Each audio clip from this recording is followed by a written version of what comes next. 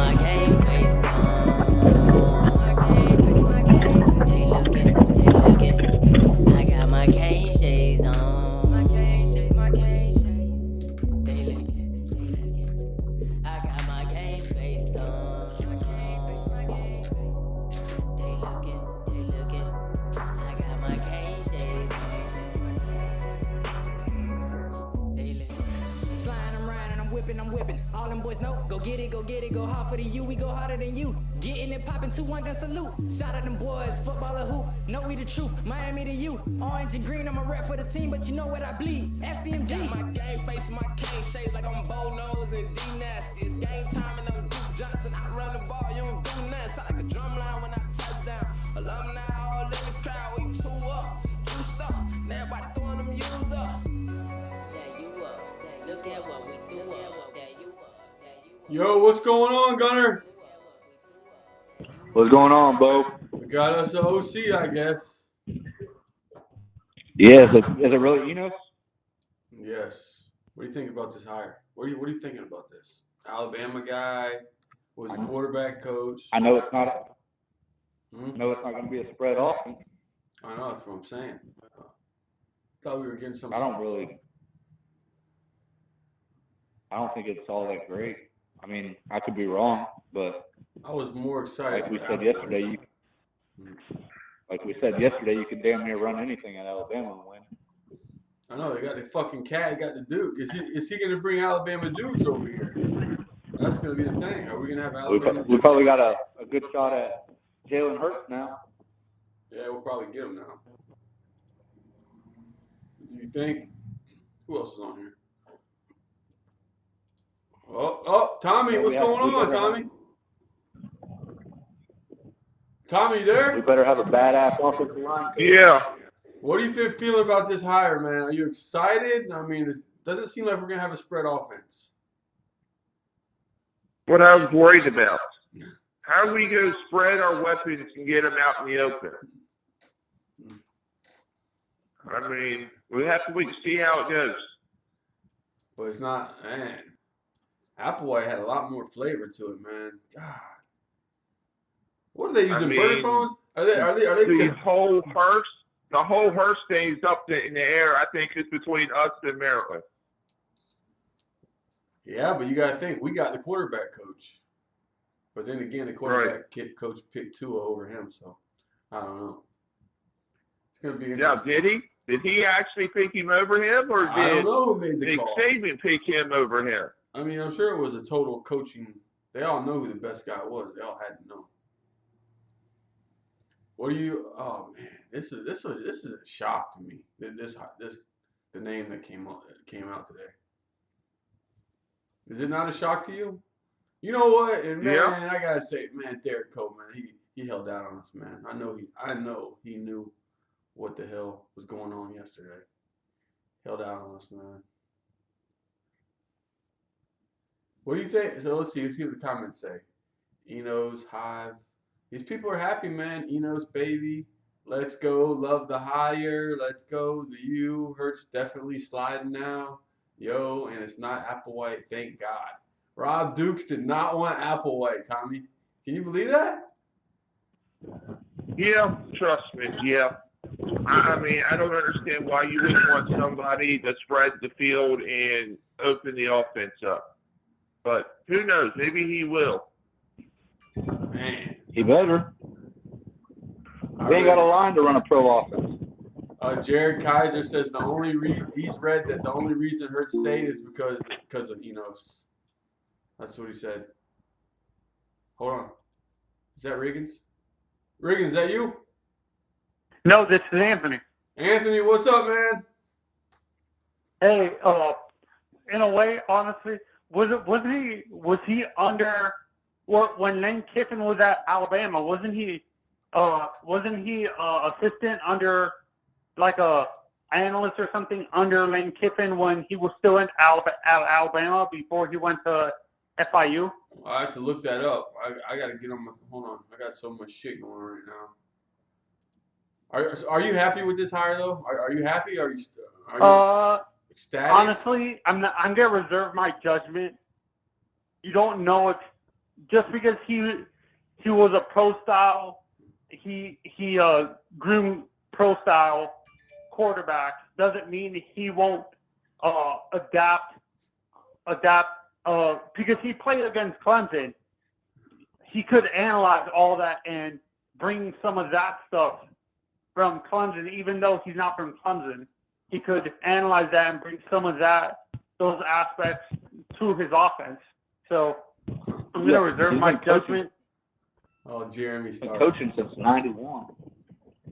Jeremy Stark. I'm Michigan, down. Michigan State, Lakeland, Northern Michigan, Southern Illinois, Missouri State, Western Michigan, North Dakota State, Cincinnati, Michigan State, Central Michigan, Arkansas, Alabama, and now it says Miami.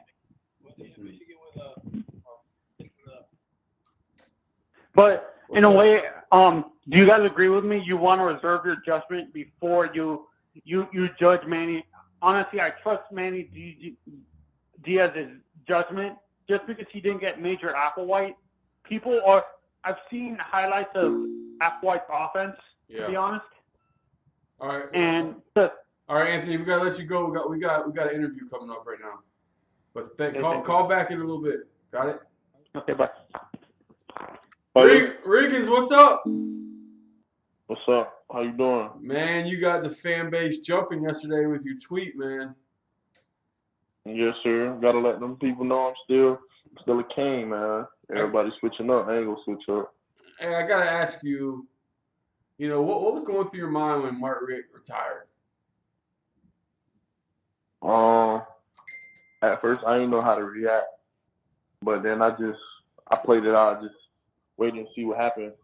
Then when they announced Coach Diaz as head coach, I wasn't gonna decommit anyways, but when Coach Diaz became the head coach, it made me excited, and I know what he brings to the table, especially him being a defense coach, and I know how the defense plays. So him being a head coach, I already know he's gonna try to establish the same thing on offense, fast, aggressive, all that. What made you pick Miami from the get-go? When I was a freshman, they offered me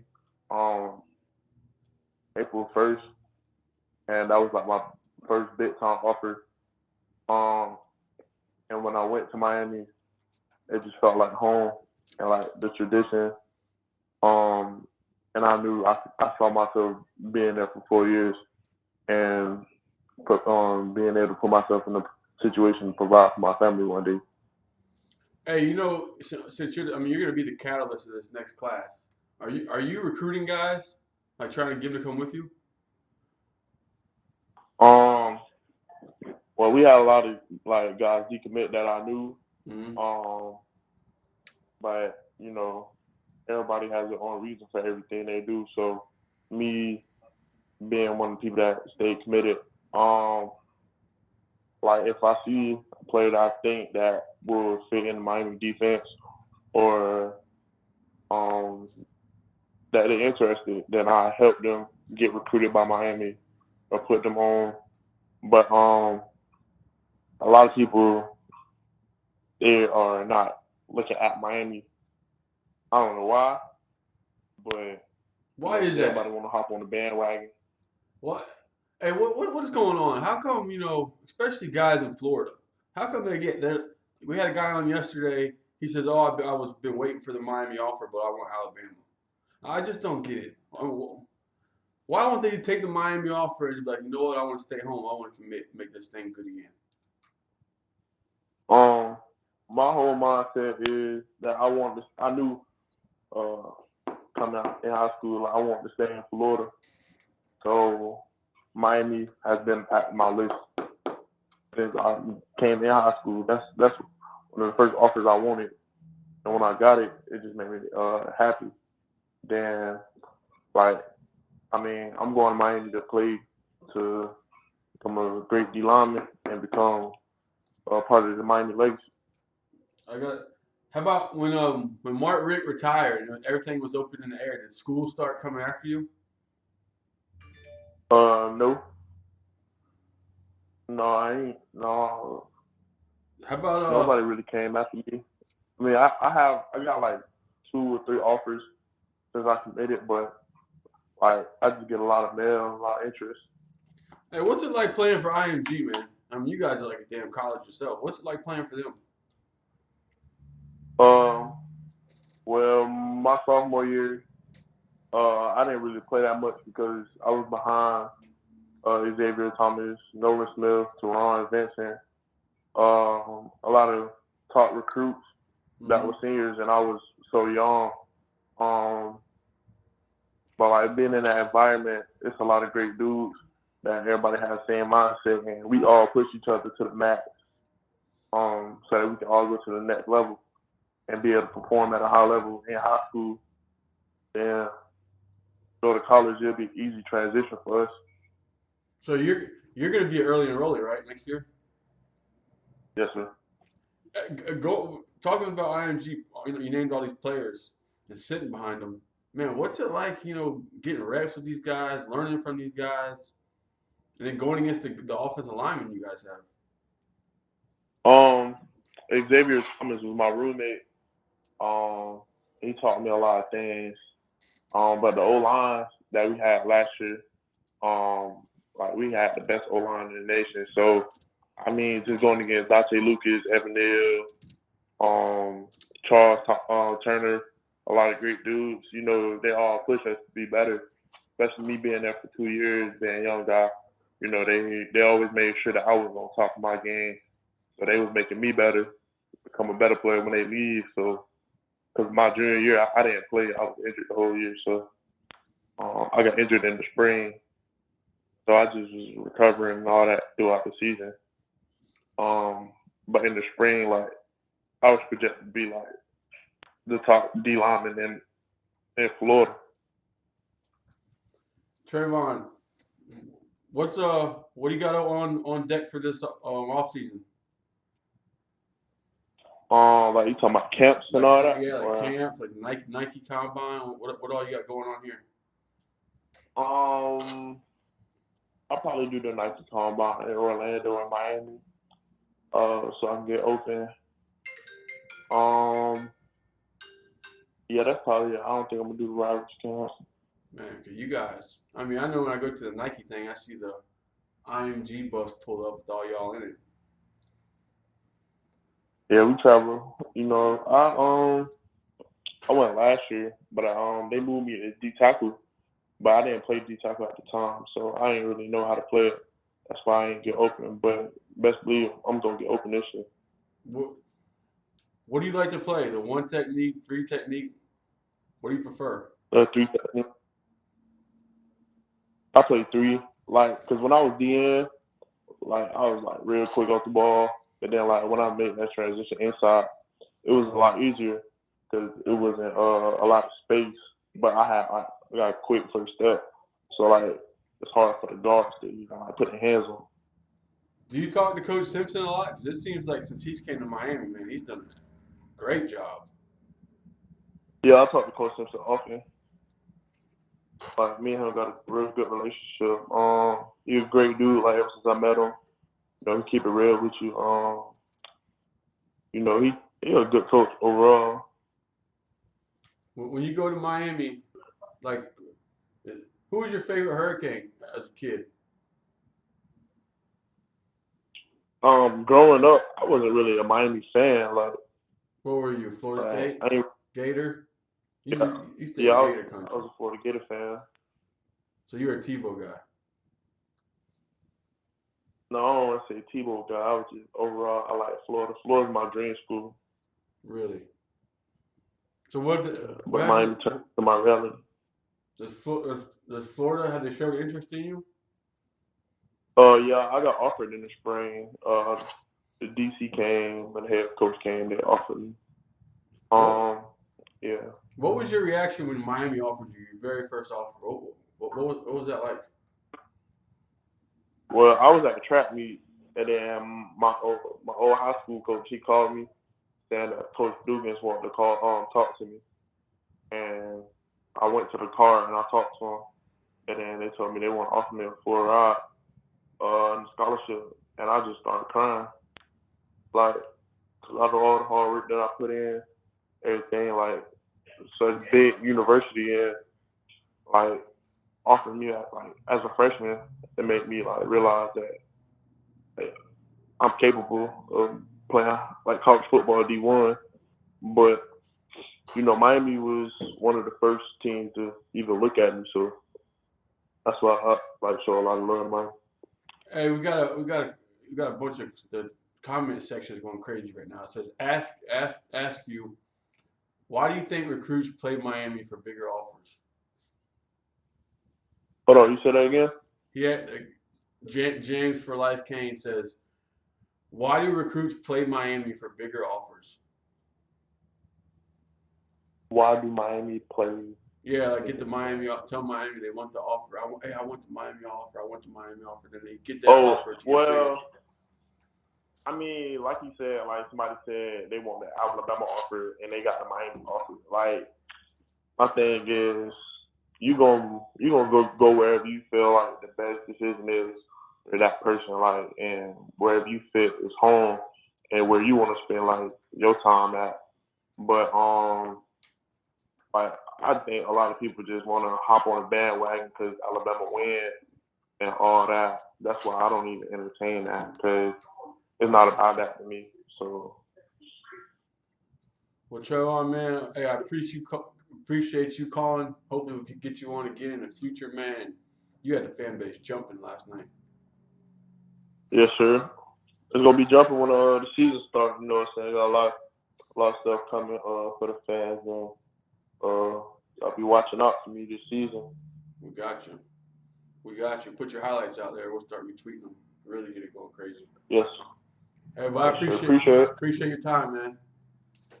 Yeah, no problem. There he is, Trayvon Riggins. Feels like he might be the catalyst for the next class.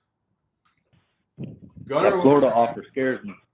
No, not me. I'm worried about that. I'm worried about that Florida offer. I don't think so, man. I think he's 100% in, man. I think he is in, locked, and loaded, dude. You think? Dude, he's an IMG. He has every single freaking college in this whole country coming through that place. I mean, that place is a fucking factory. I think he'll be good. We got a lot. Yeah, that place puts out all kinds of talent. We got Wiggins from him, didn't we? From IMG. Yes. No, it was We got Hightower. Patton from there. Hightower. Tyree St. Louis. Hightower. Wasn't it Hightower? Okay. Let's go. So let's go back to the OC here. Enos. What? Hey, that Coral Gables money definitely came out to play in this. They had to. I'm guarantee you that. They were talking. That ain't a cheap hire. They were talking about Alabama making him the OC. So I wonder how much we paid him. They had to pay him over 1.5, you think? 1.5 to 2, I bet you, because that ain't no cheap hire if Nick Saban was wanting to make him the offensive coordinator. Wow. Wonder how many kids he can flip now that's committed because of him. Wonder how many he can get the flip to Miami now. I heard he's a quarterback guru. So I wonder if he's is he the reason they went after John Plumlee? Is he one of the reasons why? Cooney's there right now. How about Martell? I heard. Does this put us in for what? I heard Cooney was in Mississippi right now. Really? That's what I heard. How about Martell? Where does this put us with Martell? I think Martell likes this hire. I mean, if they're trying to get Martell and Plumlee and Hurts, that means they want quarterbacks that can run. That's home run. That means. Could you imagine if we landed all three of them, Hurts, Plumlee, and Martell? Well, that means two of them. That means the rest of them are probably going to be transferring in. Good. Bye. Yeah. I'm sorry. Bye. You mean you got a pothead, 4-star, and one at Price because you don't play? Oh man. One can go to Illinois with his boy. The other one can go to Kentucky, and the other one to go to West Virginia. I mean, Jesus. Go to Marshall. seems like they take our players that don't want to play anyway. So let me see. There's a lot of comments in here. TSS Media says great hire. Uncle Joe says just win, and they'll come. I do agree with that statement. IMG is a powerhouse for talent. Yeah, they're like a junior college. What? I just lost it. What type of O does Dan Enos run?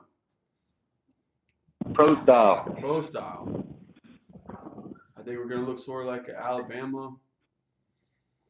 Man. I don't know. Can we run a pro style? I don't even know if we can run a pro style. I mean, with our offense, the way they are. Hold on. Hey, you're on K-Shakes. Hey, you gotta turn the volume down in the background. All right. Hello, can you hear me? What's up?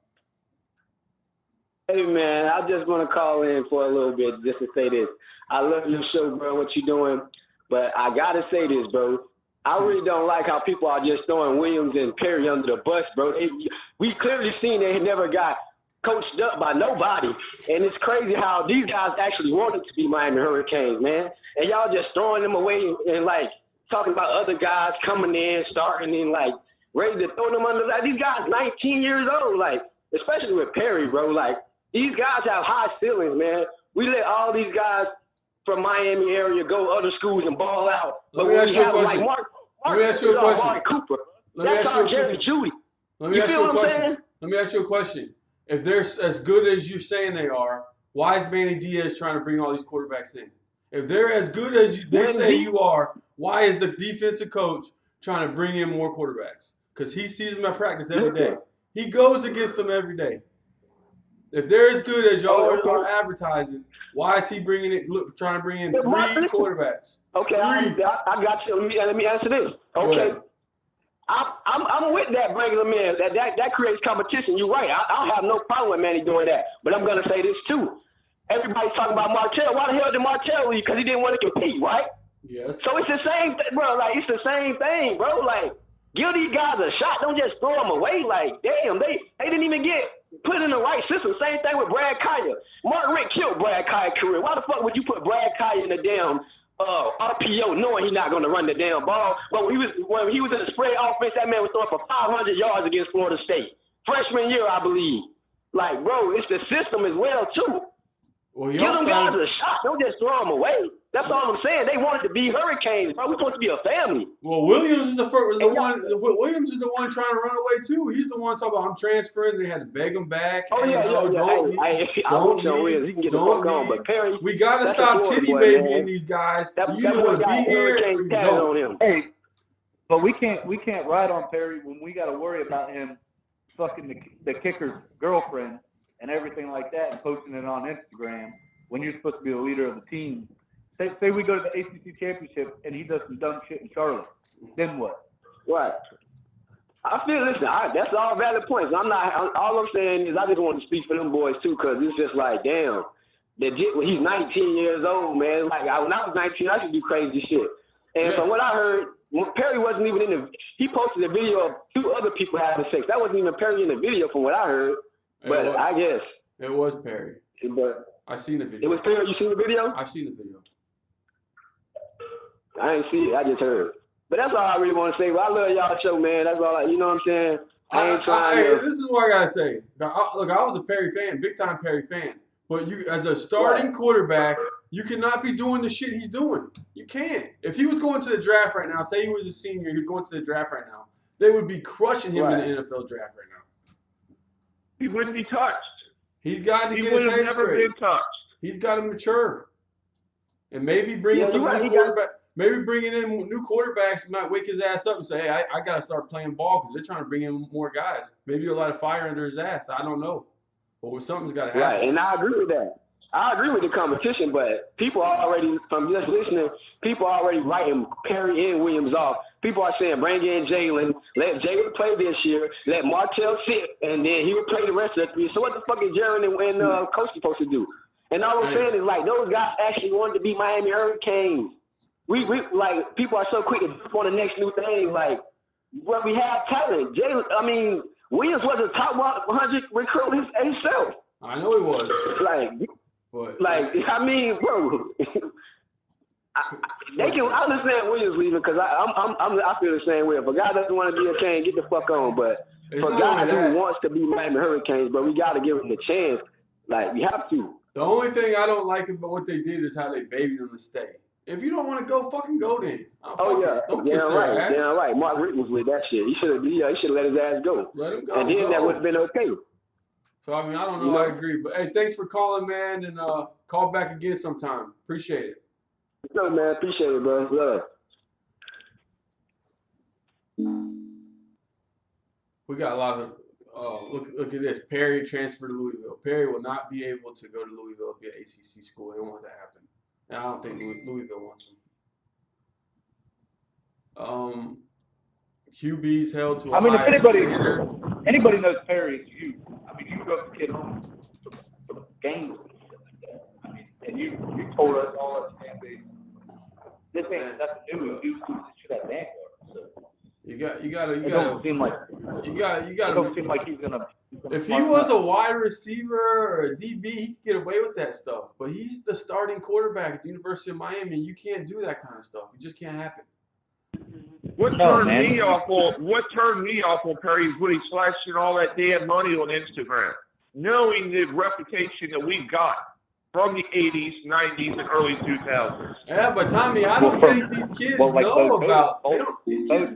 They don't know about that. Hey, you're on Cane Shades. Supposed to be hanging out with that kid. Hey, you're on Cane Shades.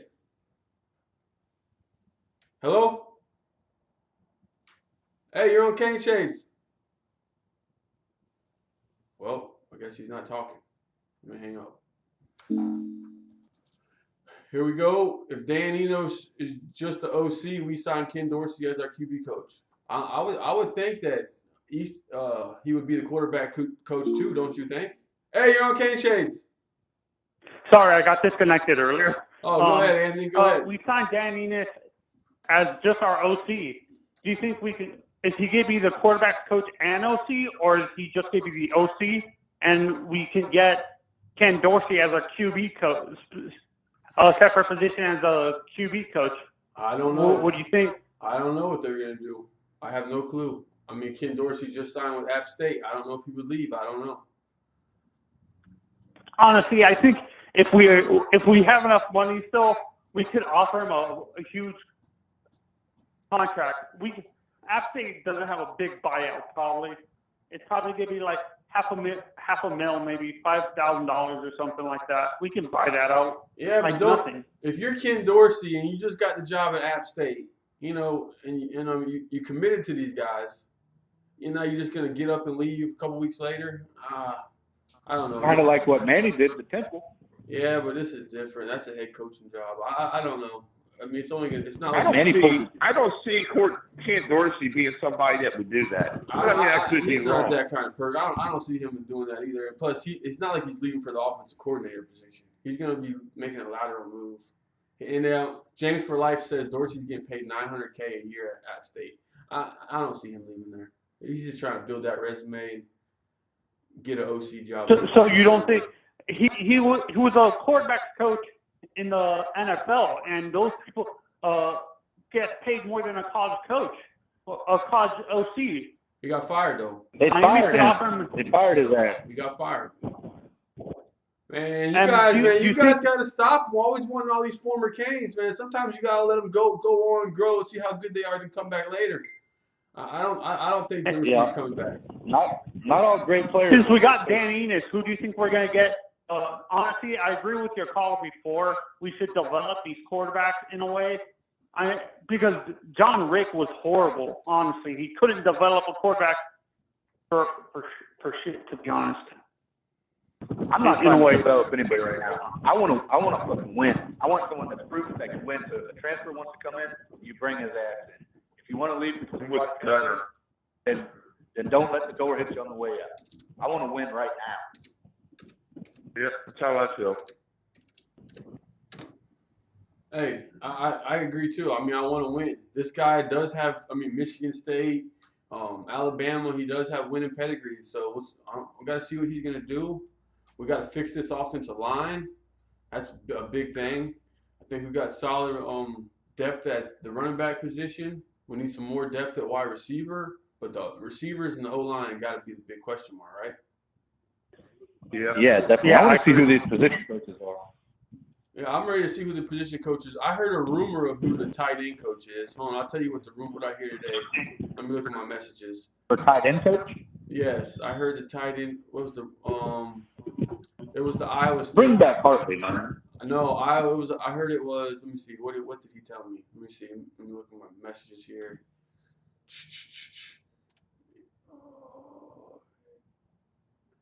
He said, "I'm hearing Golesh, Golesh.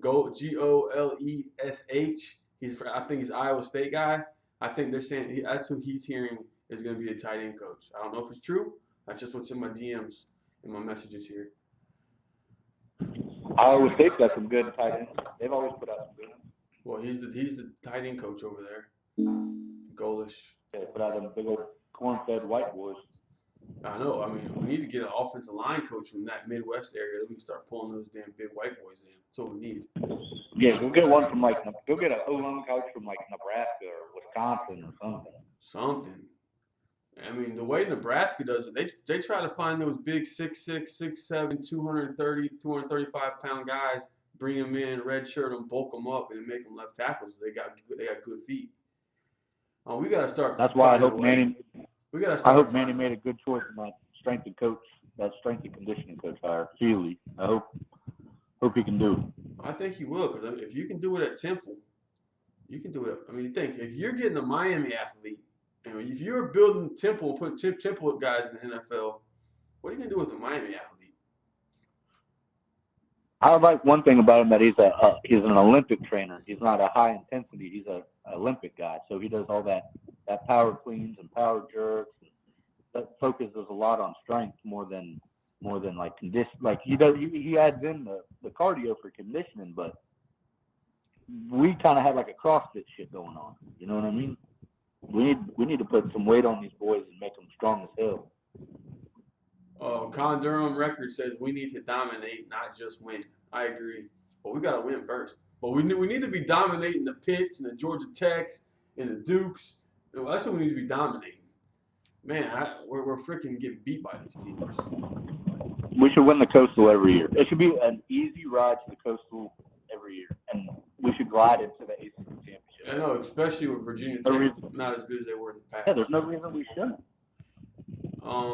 There's no way we should go into some of these places and struggle offensively and defensively. The Jet 305 says need to bring back Hartley and get Sider. I don't see us getting Sider, man. Do you see this? Dude, Sider's not leaving Penn State. I just don't see it. I know why everyone wants him. He's from Palm Beach, all of that, but I just don't see it. I want him, but like we already said, they offered his kid a scholarship, so he's not leaving. Man. I mean, you're not going to pull him from Penn State. Just go get Irvin. I'm waiting on call it a day. Waiting for our next interview. Isaiah Walker, he got offered yesterday. He's committed to South Carolina. I'd like to ask him, see if we got a shot at flipping him. You think we got a shot at flipping him? Who is it? Isaiah Walker? Isaiah Walker. There's a good shot. I mean, South Carolina. Hey, South Carolina beat us out on the recruit this year. They beat us out on the recruit this year out South Carolina. Let's go back to the comment section. Hey, if you want to call in, the number's on the screen, 866-501-2993. We'd like to hear what you guys got to say about the new OC, Dan Enos. FTW 305 says Enos is a power move.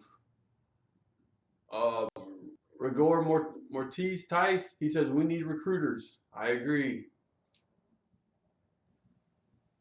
Let me see here. Everything group. Oh, we're talking to Wilson. We have the bag. I don't know if we have the bag yet. Irvin sucks balls. Irvin sucks balls and he hates the Canes. That's the Jet 305. TSS Media. Sider is elite. Yeah, we all agree he's elite, but I don't know if we can get him. Everyone thinks he's going to stay at Penn State with his son. James for Life says, anyone see they are building new lodging at Miami campus? Yes, it's going to be ready. They said next year. Who was telling us about that? There was one of the recruits that came on the other day telling us next year he's going to be the first class to you go in the dorms. Bama fans wanted him, what Lance says. Ken Durham says, bring Hartley back for special teams. No, not for special teams, for tight ends. It's special teams. Two of the worst fucking special teams in the world. Why would you want to do that? Lance says, Bring back the tight end. Lance says this is a power move. According to Bama fans, Enos is a great recruiter. If he's a great recruiter, you know what? We're about to find out how good a recruiter he is the next couple weeks. We're going to find out because Alabama, that logo recruits itself. Oh, We're God. going to find out. Yep. Hey, here's Anthony Mazzano, one of these guys we're talking about. Wants to live in Miami days. Jeremy Shockey as tight end coach. What do you think, Tommy? Jesus Christ, no. Talking to you, Tommy. No. I don't really think so. I don't think. But I mean, I don't like I'm with you, Bo and Gunner. I don't like some of these former players coming back because if they come back and it fails, then what happens? Then everybody's mad and mad. Hey, you're on Cane Shades. Hey, you're on Cane Shades. You there? Hello? You there? Hello? Yeah, I'm here. This Isaiah? Yeah. Hey, what's going on, man? Good. Hey, what's it like getting that Miami offer yesterday? I was excited to get it. Very happy. So we got to ask you off the bat. Are you 100% solid to South Carolina, or do we have a shot to get in there and pry you away? I don't know. I would think you actually have a shot. I can't hear you. Hello? Yeah, you there? Yeah, can you hear me? Yeah, I can hear you now. All right. I said, you guys may have a shot. Oh, man. We're going to send the dogs after you now. We're sending the dogs after you. Yeah. Hey, but what's it like? I mean, here you are, 4-star recruit, ESPN 300. What's it like getting all this attention early? I mean, sometimes kind of overwhelming sometimes, but I got kind of used to it. What made you commit to South Carolina? It felt like home. I went up there I would say 11th grade year, 10th grade year. I went up there for the camp. And ever since then, I kind of fell in love with them. Really? Yeah. What coach do you talk to the most from there? From South Carolina? Yes. Coach Wolford, the offensive line coach. Have you heard from any of the new Miami offensive coaches yet? Yeah, I heard. You got the Bama coach. He was a Bama coach, the quarterback coach. Yeah, Coach Enos. Yeah, I've seen it. So, I mean, what's it going to take to get you to even think about leaving in South Carolina? I don't even know. They shoot. So, as a kid, what was your favorite school growing up as a kid? Say it again? What was your favorite school when you were a kid? Say it again, I can't hear you. So what was your favorite team as a kid? Oh, favorite team? I didn't have a favorite team. Remember, I was a youth fan. They chose a youth fan. I was like 8 or 9. I was a youth fan. And I remember going to the game when they played, I forgot who they played. I think they played Clemson that year. And ever since I was a youth fan when I was little. Oh, really? Yeah. So, have you been there? I know you've been there for business before.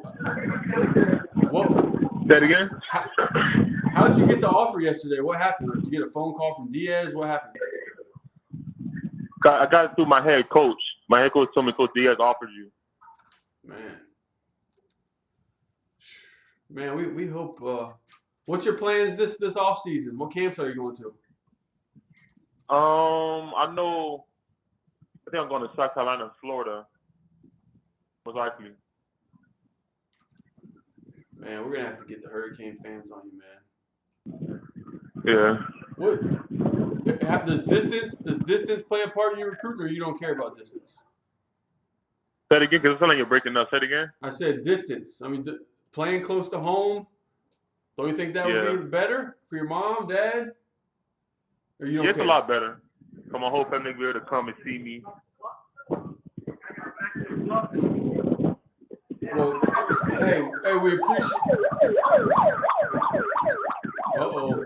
Say it again. You better run. Say it again. No, hey, we appreciate you calling, man, and Say it again. I said, hey, we appreciate you calling. Thanks for calling. Congratulations on the offer, man. All right, no problem. Appreciate it. All right. Kane fans on Twitter, you gotta get after him, man. You gotta get after him. Tommy, what do you think, man? Think we got a shot to flip him? We've got a lot of work to do, it seems like, doesn't it? I hope we can. Man, what? I just don't know. What took Miami so long to offer him? Like, what's taking us so long? That's what I don't understand. These guys are so long to offer a lot of these kids. We should be the first ones giving these guys offers. Well, what is taking so long? Oh, let me tell you something. You know, the Brown Lee situation, you know, because I know his position coach in high school. And, you know, I talked to him on the phone, and he was telling me that Miami, and he's with Brown Lee a lot, Miami never even reached out to him to say, hey, what's Brown Lee thinking? You know, and he's a big-time Hurricane fan, this guy. They never even, and he said, they got my number. They never reached out to him and says, hey, what's Brown Lee thinking? Nothing. And then he's like, I don't know how they didn't get the vibe that he was going to flip. They should have known he was going to flip because he gave them the vibe and they didn't see it. How are they not seeing the kid doesn't feel the school? How are we not offering these kids first? We got a lot of big time stuff we have to fix, you know, with recruiting, in my opinion. Well, hopefully with the new stats coming in, the offensive stats, maybe it will. I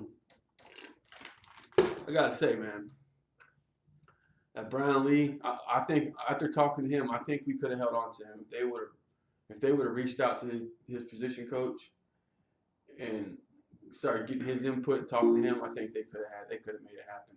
Hey, you're on Cane Shades. Yeah, what's going on, man? This CT Liberty City, Miami Hurricane fan. What's up, man? What do you think about this hire? Man, it's a great hire. It's a power move. I mean, from people are saying he can recruit, we're going to find out real quick. Do you think we should go after quarterbacks, or do you think, like the other caller, we should stick with Perry and these guys and see what they do? What do you think we should do? I like our quarterback, but this the whole thing with our quarterback. You need to bring a quarterback with competition. If you don't have competition in a spot as a quarterback, you will never be good. So by you bringing someone a transfer or a graduate assistant, whatever, bring him in and have him coach him up and see what he do on the field. But doesn't it scare you that we got Weldon got suspended for marijuana, Perry got suspended for gambling and whatever else he does, and then Williams got suspended this year? Doesn't that scare you that all three of our quarterbacks have been suspended? It does, though, because you got to look at it, though. You got these quarterbacks. That's the main reason why Manny Diaz doing the things that he's doing right now, because he really don't want no link come out. He want to have full control of the whole program. Then on top of it, he want to hold each guy accountable. So if a guy say he want to be the quarterback at the University of Miami, you got to step up to that top. You got to step up to that podium and show everyone that you're the top. Because back in the day, it used to be University of Miami Hurricane quarterback. But now it's been slowing down because we never recruit the guy. So what Manny Diaz is doing, why he know the city, and he know each program and throughout the inner city, so that's going to make it more better. Then he just hired the offensive coordinator for Alabama. So that's a big power move right there. Oh, we got Lance in the comment. He says, "Bro, college kids smoke weed." I know they smoke, but you know when the fucking drug test is coming. You know when you got to get your piss clean. You know it, man. Come on, man. You got to be smart about this. See, but that's what I was saying. If you're going to be a quarterback, you got to be more responsible of your action. You feel me? Yeah, that's what I'm saying. You bring a Hurts in. If Perry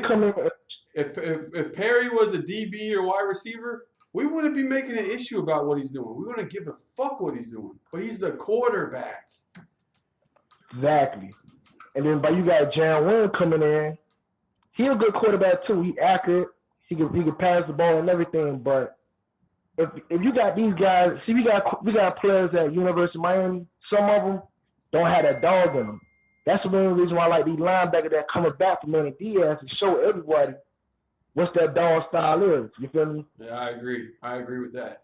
I mean, My big thing is I want a quarterback I can depend on. Can I? Well, let me bring up Williams. Doesn't it scare you though that the go back to the bowl game, that knowing that Perry was sort of in the doghouse, I would say, they still went to Perry when Rozier was struggling and not Williams. Doesn't that make you think maybe in practice Williams isn't doing that great as they say he's doing? See, but the thing is, it's the head coach and the quarterback coach. Mm-hmm. So by you getting rid of Mark Ritz and his son, now you bringing in someone who go say, okay, you know what, this guy, he's better than Perry or better than Malik Rozier. So all right, we're gonna bring in Williams and him start the quarterback. See, but if you got a quarterback coach that, okay, you know what, he want to feel comfortable with the person that he know that might possibly win, but you want to give a person a chance. So that's the main reason why you gotta have that competing. So if you compete, if you beat this guy in spring and fall and everything to get ready for the season, he should start. What do you think?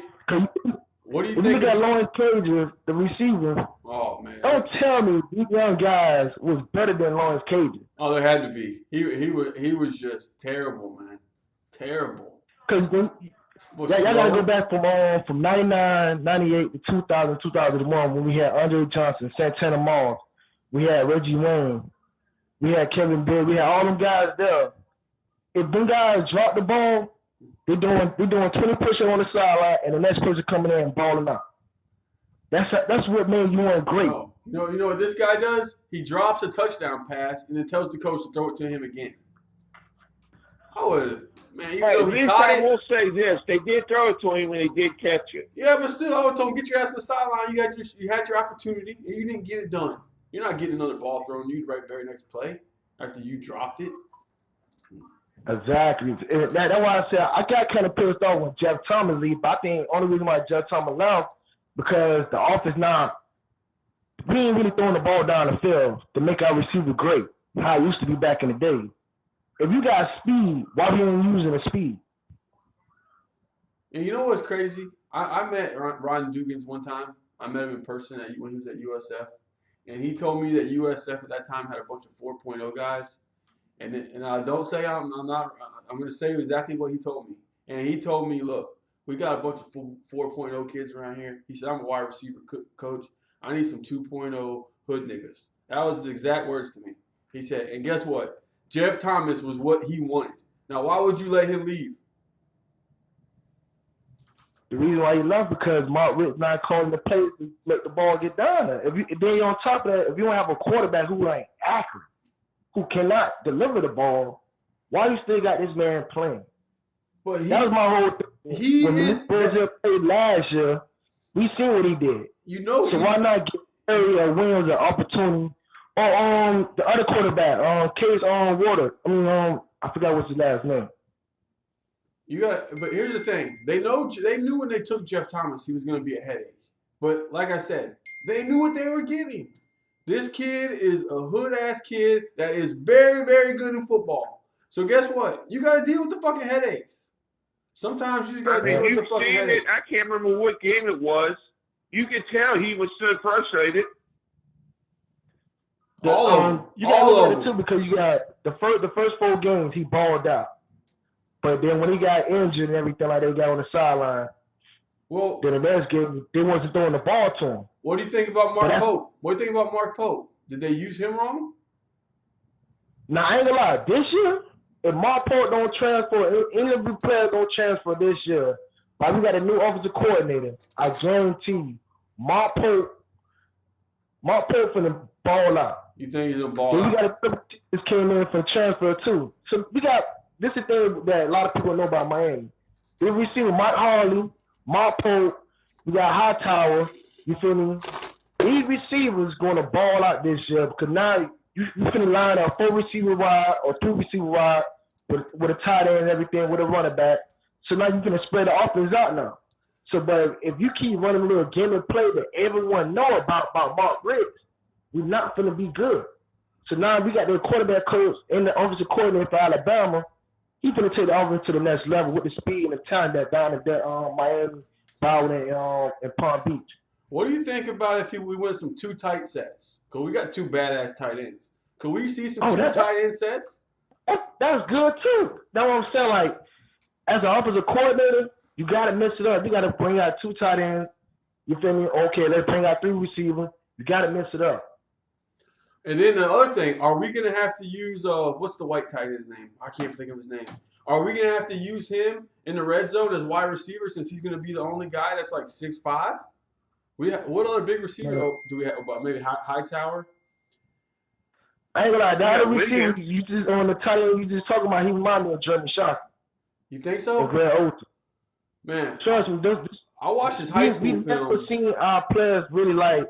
The last time Baby was on the Joker was balling, we was throwing to our tight end. This when Al Gordon was running the spread. Yeah. So now we went from the spread, went to a post offense. Now we going back to a spread and we mixing up different formation and everything.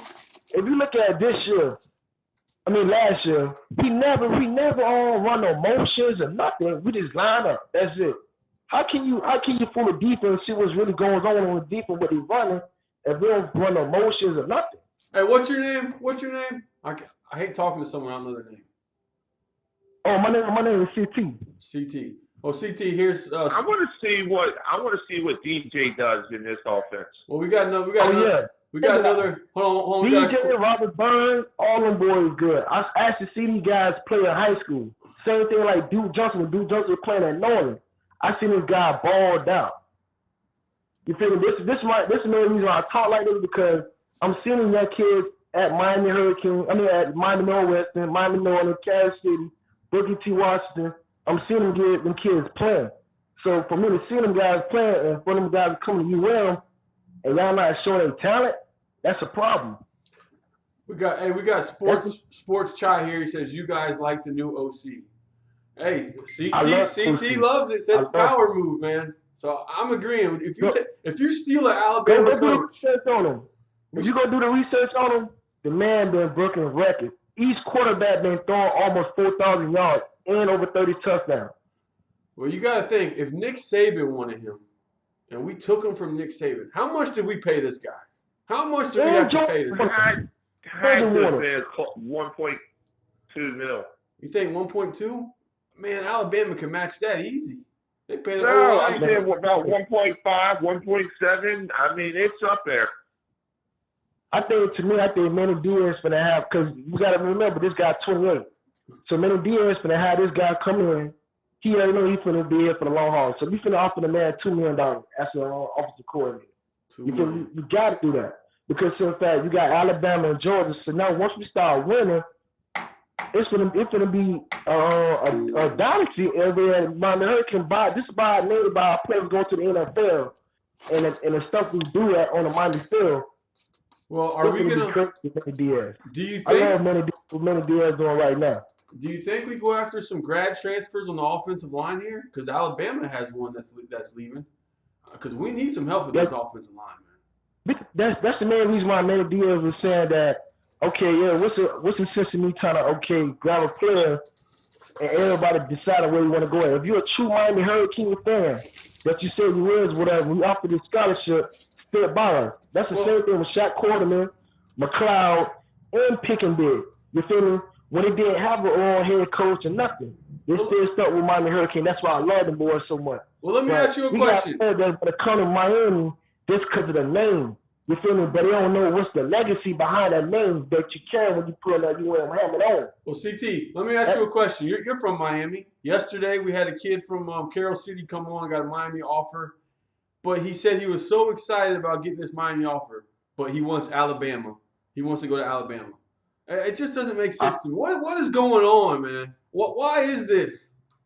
It's the thing that people got to understand. Only reason why Alabama winning because they win a championship. So every person look at Alabama. Okay, if I go to Alabama, just because Alabama won the national championship, whatever, and I play good, I'm going to the NFL. So that's the only reason why everybody going to Alabama. But people don't want to come to Miami because the same player that you play in high school with, you know them boys good, so they got to compete against them boys. So if you say you're great, if you good, come to Miami. You feel me? Show your talent. That's the main thing Miami been about. We put out talent. So if you don't come out here and balling up, come on, you just want an easy slate to go to Alabama. Now, one receiver that I got kind of mad at when you were there with all that was Judy. That receiver, I had one of Miami to get. He was a beast. I saw him 7-on-7.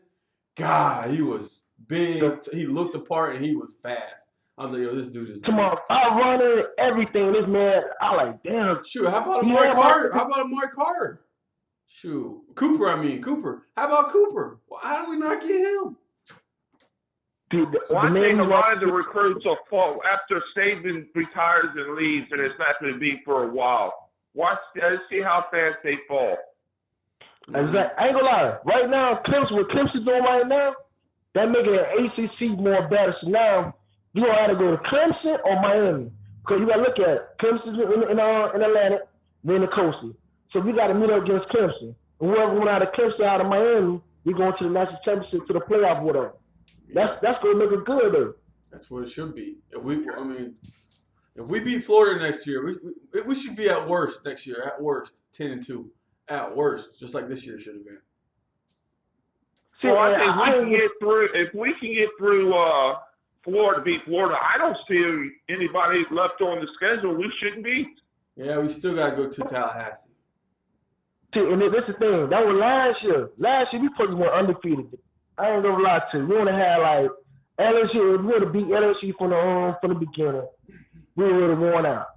But we can't. The reason why we never won out because we still call the same offense. Everybody know Mark Rick's offense. Since from Georgia. He going back in the days. The college and the NFL game changed. Everybody run the spread. Hey, I just got a text from Jadarian Boykin. He said he's taking his visit on the 25th. He's taking his official visit on the 25th. I guarantee them guys, once he visit at Miami this year, with Manny Diaz doing, putting the offensive coordinator, the offensive team together in the defense, I ain't worried about the defense because Baker, Mama Warren, he finna show that defense to the next level. Then you got Buffalo, and this Manny Diaz taught him the game. He learned from Manny Diaz. Hey, CT, do you follow recruiting? I follow someone recruits like down in Miami and everything like that. Like, have you seen the quarterback they're recruiting out of Mississippi?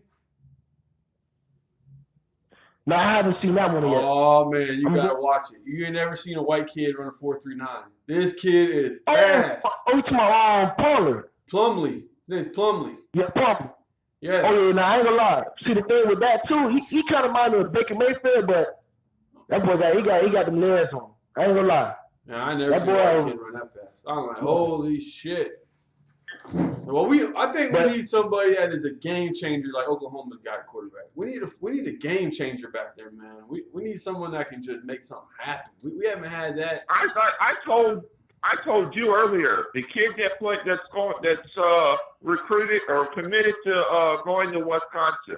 Yeah. I can't think of his name. He played in the All-American game. But you know what? I tell you now, I'd like to get a quarterback like him. With the receivers that we've got. Yeah, but you got to have an offensive line. You got to have an offensive line. If you got a guy that can get out of there, it helps. You got the best receiver and the best running backs in the nation. Why we ain't winning? And the best offensive line. The reason why offensive lines ain't playing good because if Mark Riggins is going back to the old style, he never run no I formation. So you would have got the top fullback in the country. You never use him. You feel me? So it's like you never use the I formation. You never spread the field out to make the receivers at least get off the line and make plays. Never done that. Oh man, we never saw motion. We didn't see anything, man. It was terrible. If you go The look at the only motion we saw was when they went into the Wildcat. No, yeah, no. And you knew DJ, and you knew DJ was keeping it. No, or if it was third or fourth and one. DJ was a quarterback at Georgia. When he was playing, he was a quarterback. He played running back and receiver and corner. So it's like you got this guy doing all this type of stuff, and you're not using him. That's crazy. So what do you think about the running backs? We got Lingard. We got Cam. I ain't gonna lie. Lingard, Cameron Davis, and Robert Burns, and DJ got it. I ain't gonna lie. Them boys balling. Them boys raw. I'm telling you, it is that we gotta call plays to make them guys ball. Now, if you got a receiver as a threat going downfield, so now the defense gonna play back. So now that open the running lane up for the running back. Like I said, but if you calling the same plays with Mark Ray was called for the last 2-3 years, everybody's gonna come close to the line now. Because if we stop the run game, y'all really don't got a quarterback who accurate to throw the ball downfield. So okay, we ain't gonna play deep. You gonna play close in, 20 yards. Cause that's one thing that Malik Rose didn't have. He never have a deep ball. He could throw the ball downfield. No, he was terrible, man. I think he did a great job for what he did. But Chad Pennington was active in between 30 yards, but once you go over 30 yards, he was garbage. God. What gets me is how you underthrow somebody like Jeff Thomas. And then come out and say, well, I didn't realize he was that fast. Wait a minute, what? What the hell are you doing in practice? Man, put it out there and let that man go get it, man. Let's let you know that what Mark Riss and John Ritt was doing, it should never been happening. You feel me? You hire him as your quarterback coach and he not developing the quarterback? That's crazy. And he ain't never played quarterback in college. He never did nothing. Lee Alfred White played quarterback at Texas and was throwing the ball to Ron Williams, and he was balling too at Texas. Hold on, CT. Hold on, CT. CT, hold on real quick. Hey, you're on Cane Shades. Hey, man, this is Rigor Mortis. What's going on? Man, it's good, man. One thing that no one's talking about is we've upgraded our recruiting as well with Enos, because he has the blueprint that Bama has been using and putting guys in the pros. He's a QB genius. When he was in Central Michigan, he put a guy in the NFL. He went to Arkansas with Brandon Allen. He's in the NFL. These guys aren't starting, but he knows what he's doing. He also stole Alex Collins from us a couple years back when Alex Collins was, he's a Southern Florida. I remember running that back, fiasco. I remember that fiasco. Yeah, yeah. Yeah. He's the reason. I mean, his family wanted the U, and Enos was telling Alex, "Hey, I'll get you 1,300 yards in the SEC." That's how confident this guy is. I think we got really lucky. I don't know how the hell we outbid Alabama. That's what I'm saying. How much do we offer him? How much do we offer him? There's no 1.9. When is the last time we ever outbidded Alabama? I mean, I probably never. Well, but you gotta look at the group now. Everybody want Miami Hurricane to win. They're gonna bring the college game back to the top. With Miami Hurricane back in the front. Well, Miami ain't gonna be in the top unless we can keep Clemson, Alabama, Ohio State, Penn State out of the Southern Florida area. We're not gonna. Penn State can come in here and take two of the best players in Southern Florida. That's not a good sign for Miami. That's the first thing we need to do. True. Yeah, that's true though. But like we were talking about though, some of these kids don't want to stay home. They don't want to stay down in Miami no more. They want to get out and go see, especially a big time, college town like Alabama or Georgia, where it's a college town. Look at what's his name, Stevenson, that went to Georgia. His mom didn't want him in Miami no more. She wanted him to get away. Yeah. No, people like Bogle, I mean, why would he pick Alabama over us? They got like 6-7 defensive ends locked up, and he still goes there. Because of the name. Gotta look at that. I don't know. But hey, man, thanks for calling, man, and call back again sometime. Appreciate it. Always, man. I will call back anytime. Though. Once 5, I'm calling. All right, CT. We appreciate it, man. All right, no problem. King Shade, that's what it is, man. All right, man. Thanks. Man, CT was freaking awesome. There's a lot of talk on Twitter about Hurst now. Again. Damien, are you there? I thought Damien. Yeah, I'm here. What's going on? I'm here. What's going on, man? Where you? I'm sitting here. No, I'm hearing the news. I'm hearing the Enos guy that's going on. And I have a Tomcat over here when everything was breaking. What happened, bro? What's up? We got a new OC, man. Dan Enos from Alabama. It's official? From Alabama, yes, it's official. It's official. The university has dropped it. It's all over Twitter, Facebook, everything. I haven't even been back. I gotta go back to the comment section. I bet the comments are blowing up. Let me go back. Let me read these. Twitter. I mean, there's a lot of people talking about. The university dropped it. The university dropped it. Yes. Okay. Oh, here's a question for us, Tommy, from Anthony. He says, in your guys' opinion, who is going to be the next #1 receiver? I think it's going to be Brian Hightower. Tommy, who do you think is the next #1 receiver next year? Peyton. Really? I think it's going to be Pope. Well, I was going to say Pope, but there's something about Peyton. I think he's going to come in and have a lot to prove. I think it all depends on who the wide receiver coach is, too. Who they bringing in? I don't know. I hope it's Kevin Beard, personally. But we've all been wrong so far. So, does he bring in a staff from Bama? I don't know who he's Some of the people? I told you the only thing I heard in my messages that I got text was the tight end coach I was telling you about earlier. The Iowa State guy. I forgot his name. I heard he's going to be the tight end coach. I don't know if it's true, but that's what I heard. Hey, you're on Cane Shades. Hey, what's good? What's up, man? What do you think? Chill. Is Enos gonna be the quarterback coach too? We don't know that yet. I haven't heard. I only got a text about the tight end coach. And I don't even know if that's true or not, but I don't know. So I was looking at the highlights from Arkansas, and he seems like he runs misdirection. He has multiple running backs in there at the same time. So do you like the hire? Are you liking it or what? Yeah, for sure. It seems like he has a cutting edge offense, and if we have Cameron Davis, and we have Lingard, and we have DJ Dallas, and if the transfer from Auburn can play too, this guy can do a lot with that misdirection, with the read option, especially all our quarterbacks can run now too. I think this is a really good hire for what we have. Hey, didn't you call in the other night? No, I've been in the chat though. Oh, I thought, man, your voice sounded like someone else from the other night. So what do you think about, how about quarterbacks? Do you think we need to bring in some quarterbacks, or do you think we should stick with what we got? I want Hurts because he's proven. That's an NFL quality quarterback already. He's like 26-3 or something crazy like that, and he was in the same offense. He was just working under the coach, so he's gonna know what to run. Yeah. I think definitely we should try to get Hurts. Okay. And what do you think about the offensive line? How do we fix this offensive line, in your opinion? Did they fired the offensive line coach, right? He's gone. Yeah, he's gone.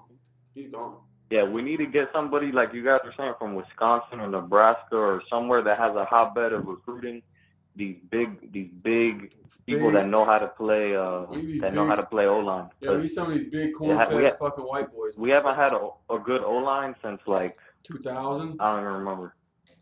2000s, early 2000s. Yeah. Hey, so man, whatever we're doing now is not working. No, it's not working at all. I want to get an SEC. I want to get an SEC O-line coach. One of the high-tier offensive line coaches. Yep. But hey, man, thanks for calling, man. Call back again. Appreciate you. Hey, yo, I got a question. Go ahead. Hey, you think I hear that Clemson and Alabama have been paying recruits? You think that's true? Come on, man. You know they drop bags. Come on. They drop bags. Damn. All right, for sure, guys. Say it. Hey, all right. Hey, you're on Cane Shades. Hey, you're on Cane Shades. Hello? Yeah, you there? What's going on? Hey, what's up, bro? Hey, I've been watching your show for a while. So what's going on? What are you thinking here? What are you thinking about the hire? Hey, I think it's great. I think we have a good chance. Why not? Let's give this guy a good chance, right? Yeah, we got to give him a chance. He's our guy. We paid him a lot of money. We took him from Alabama. Yeah. Hey, I think we'll do good. Hey, why not? Hey, he's from Alabama. He has enough experience. So let's give him a chance. And hey, guess what? Maybe next year we're talking something else, right? Mm-hmm. So what do you want to talk about? No, nothing. I just want to say I think it's a great hire. So, and I just want to say thank you. You have a great show always. I've been watching it. I've been listening always. Hey, we appreciate you, man. Where you calling from? Where you calling I'm from? from Miami. In Miami. I'm from Miami, but I'm relocating in Vancouver in a week. So I'll be a Hurricane fan in Vancouver in a week. So. All right. Well, hey, let me ask you a question. You get us on Vancouver, right? Hey, do you like yeah, the? of course. Do you like the interviews? Do you like the interviews we do, or yeah. what? I'm sorry. Do you like the interviews we do? Yeah. All right. We're trying to see what the people like out there. Yeah. Well, Man, thank you, Vancouver. I hope he's ready for the cold. Come from Miami to Vancouver to Canada. My God, I hope he's ready for the cold. Yeah, no. I hope I'll be gonna ready. Be really cold. That's gonna Yeah, be really cold. All right, guys. Thank you. A great show again, man. All right, appreciate it, man. Thanks for calling. Thank you, Vancouver. Man. All right, thanks. All right. Bam. All right. So, Bo, okay. So, Bo, I gotta get caught up right here, right? Because you and me were talking, I believe at 11 o'clock, right? And then you're telling me, okay, Applewhite's not the guy, whatever. It's not his area code. And then I had Comcast come. So I had Comcast here working, whatever. And then boom, I'm seeing the Dan Enos or whatever. So that's the guy. So University of Miami went and it was a surprise to everyone then, right? Dude, they took him from Alabama. I don't know how much they. He was from Alabama. I know that. How much? I'm just trying to catch. Like I'm new. I'm trying to catch up. Yeah, they got him from. I mean, and you want to know something? Yeah. Our buddy knew who it was. That's all I'm gonna tell you. Oh, do we say who our buddy was, or no? we just... But he knew. He knew. Oh man. Oh man. Because and now listen. Now so that guy, okay, our buddy that knew. So then the report was he was been the OC coach. He's been on campus since. No, he's been on campus since Tuesday, right? Tuesday, yeah. But hold on, we got a phone call. We got a phone call. Yeah. Hey, you're on King Shades. Kings fan 1203 from last night, brother. How are you? Good. What do you think about this hire, man? Hey, did I not tell you the news was going to be huge? Yes, it was. I mean, we took the guy from Alabama. That's big time. I mean, out from under the great Nick Saban, Tricky Nick. Man. Wow. Yeah, I always thought Enos was going to go to the NFL. I did not think Miami. I didn't even think of Dan Enos. I didn't think about him either. Man. That one never even crossed my head. I was just like, And check this out. He's been on campus since Tuesday, and he's been the OC since Tuesday, and no one knew. Like Manny Diaz is keeping everything on the hush hush. He's letting everyone quiet. This like the code of silence right now. Well, I mean, nobody knew. Here's the funny part. I watch Mark Rogers. I watch Mark Rogers from time to time, and he had Cam Underwood on there, and him and Cam ran through kind of like a conspiracy as well, where they were saying Cam kind of made the hint that Manny Diaz is kind of watching as reports are coming out from who is saying that, oh, here's who the OC is going to be, here's who this part of the staff is going to be, and he's kind of watching all of that, kind of sitting back, kind of playing like a political guy, like, so you're saying this? Okay, you're gone. You're out of my board. You know what I mean? Yeah, so it's like, we've been saying that too. We've been reporting that here too, that Manny Diaz is playing games with everyone. Oh, dude, and then when I saw this today, I'm sitting there, and like I'm at work, and I'm looking at it, and all of a sudden out of nowhere, my phone dings, and I'm like, you have got to be kidding me. Hey, the report. You have got to be kidding. I'm reading right. Around 10. I don't know if Yeah, this go is ahead, right. I don't know if this is right, but someone put in the comment section that it's reported that he's making 1.9 million. Jesus, I really wouldn't honestly be surprised. I mean, even Diaz has even said that in order for us to get coaches, unfortunately, we have to pay. Well, you got to think they got his million for the DC still on the side, and you got the 1.5 million from yeah. So you got 2.5. Miami's got the money. I mean, here's the thing: Miami has the money. I mean, for people that think that Miami doesn't have the money or that the money is not there, that only a fool would think that. I mean, yeah, granted, Never Shapiro sacked Miami for $93 million, but still, I mean, Miami's made that back over time.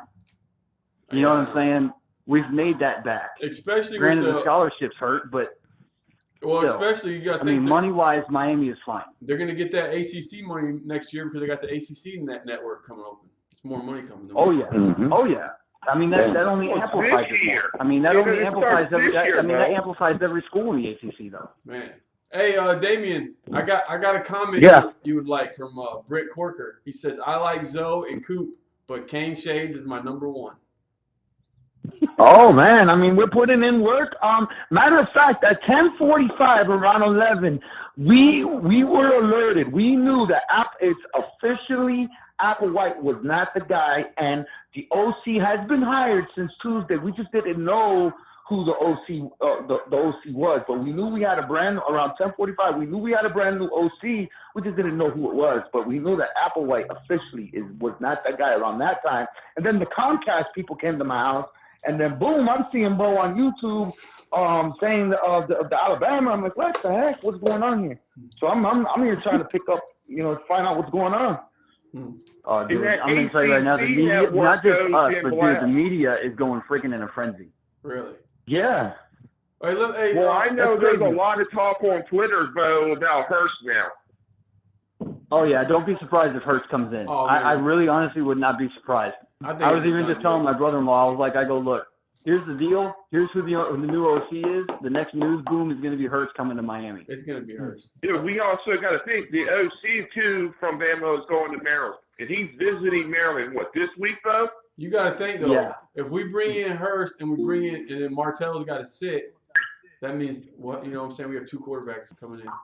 But, hey, man, thanks for calling, man. Call back again. I like when you call, man.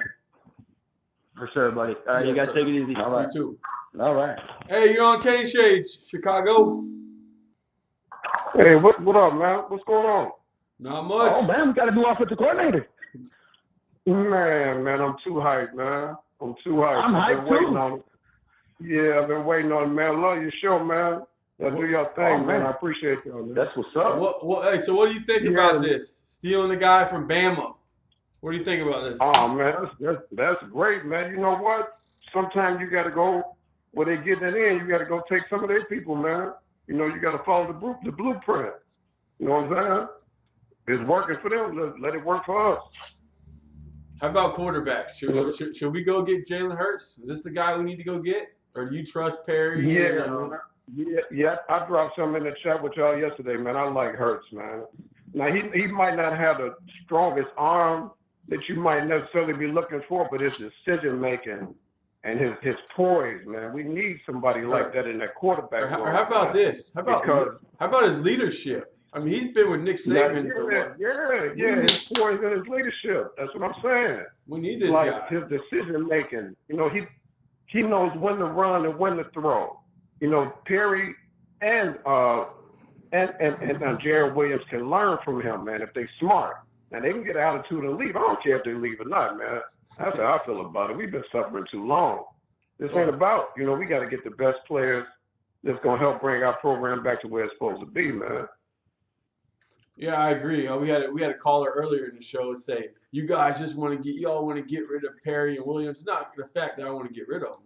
I want someone. I want someone to come compete. I'm from Chicago, right?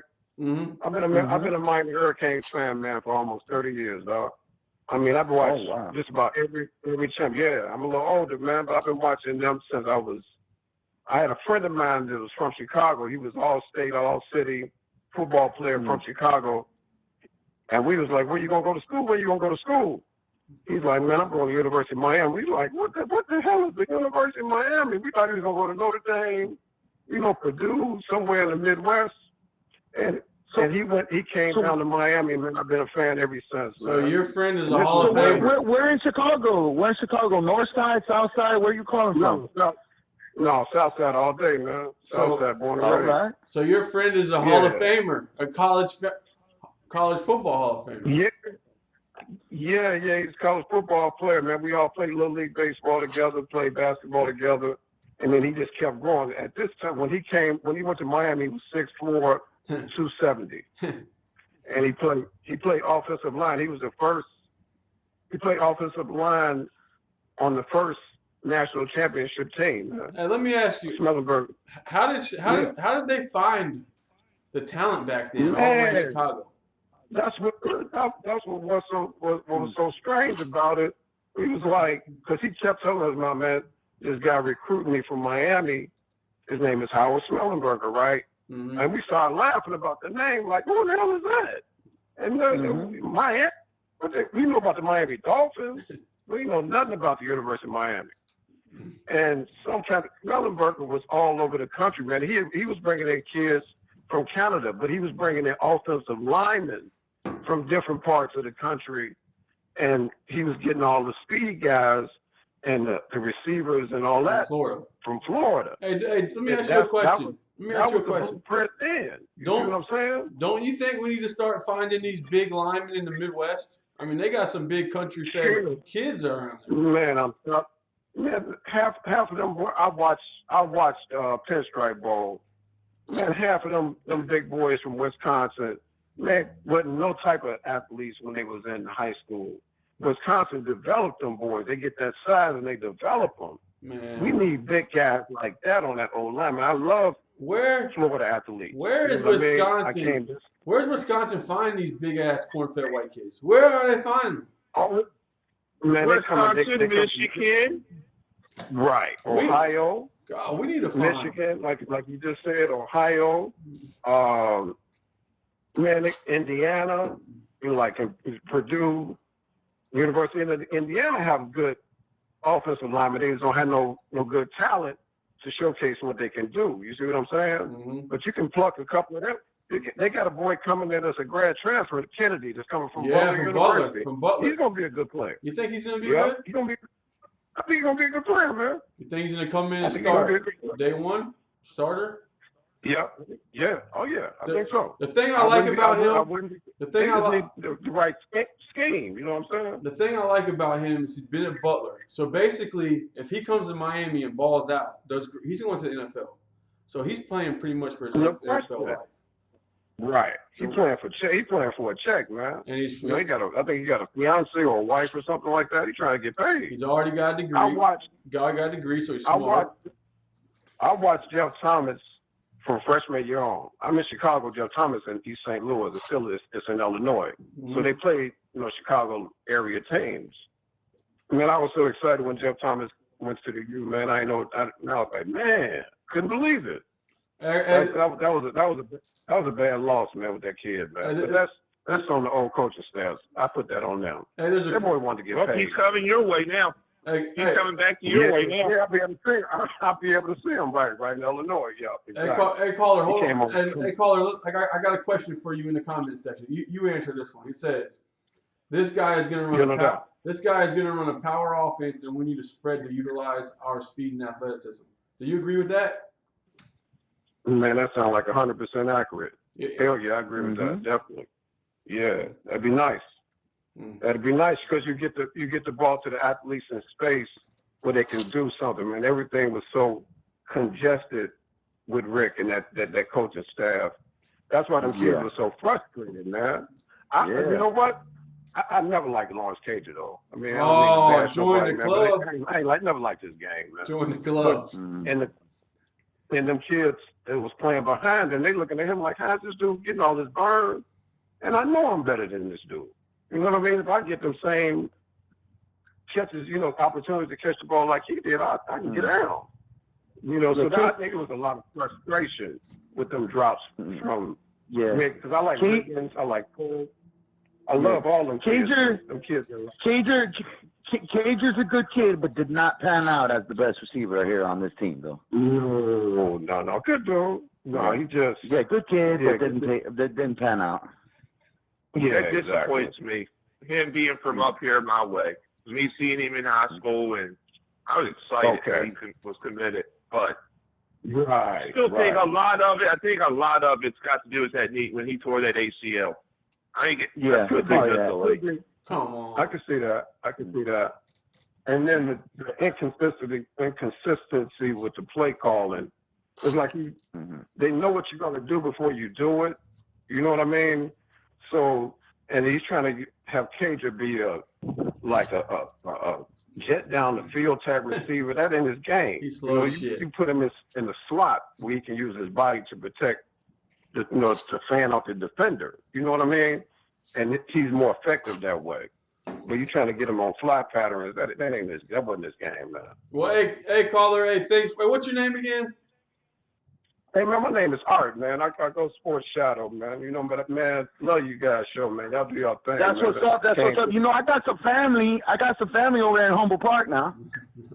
Oh, man, you kidding, man. For real. Yeah, my daughter went to high school in the Humboldt Park area. Okay. Yeah, okay, that's what's up. That's what's up. Keep listening. Keep listening. We're usually on every Wednesday night, but all these breaking news, we've been on every night. But keep listening. Go ahead and press the subscribe button and like this episode, man. Thanks for calling. Hey, thanks, Art. All right, man. Thanks for calling, man. Appreciate y'all, man. Love, man. Y'all keep All it up, right. man.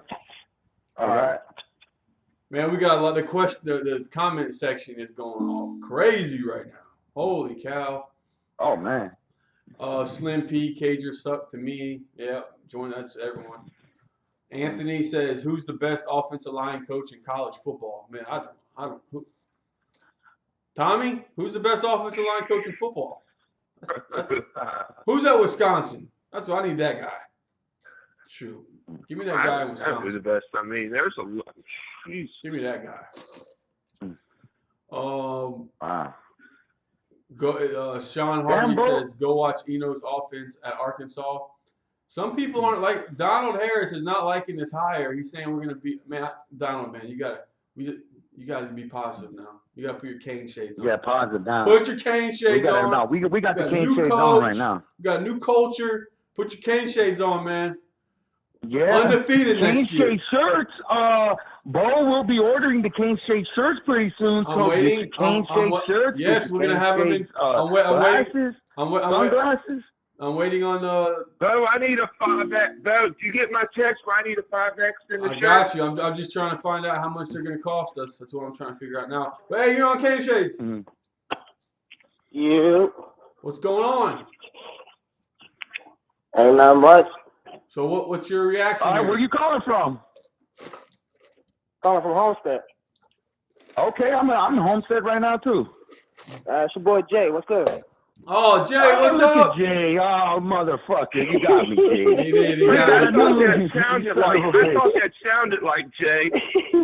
I was waiting for it. I was waiting for somebody to say something. You motherfucker. Yo, welcome back, Jay, original host of Cane Shades. You have not been on here for at least 2 years. What's going on, Jay? We're on and popping with the YouTube. Oh, man, we got 1,000 subscribers here on the YouTube. Man, so what have you been real quick? Y'all breaking stories? I see that. We're breaking stories. We're getting people mad. Oh man, we're doing all types of things. So what's going on before we talk about the new OC hire? So what do you think about what we're doing? Would you like to come back on some Wednesday night? For Wednesdays? Nah, I'm good. I'm good. I'll pop in like I am now every once in a while. You know what I'm saying? That 10 o'clock is no bueno for me. Okay, Bo's been practically living in his studio, practically living there. I see. I'm seeing like interviews every day popping up every time I go on Twitter. It seems like y'all live now. Hey Jay, do you see our new YouTube format? What do you think about the YouTube format compared to the speaker format? I love it. I was telling y'all since I was on the show that we need to move to YouTube. Hey Jay, that was Bo's original idea too. Yeah. Yeah, I mean, I'm glad y'all finally did it. I think it's gonna work out for the best. You get to see all your views, you know, see what you can make marketing wise and some revenue and shit. Hey Jay, or you know, stuff like that. Hey Jay, so what do you think about this OC hire?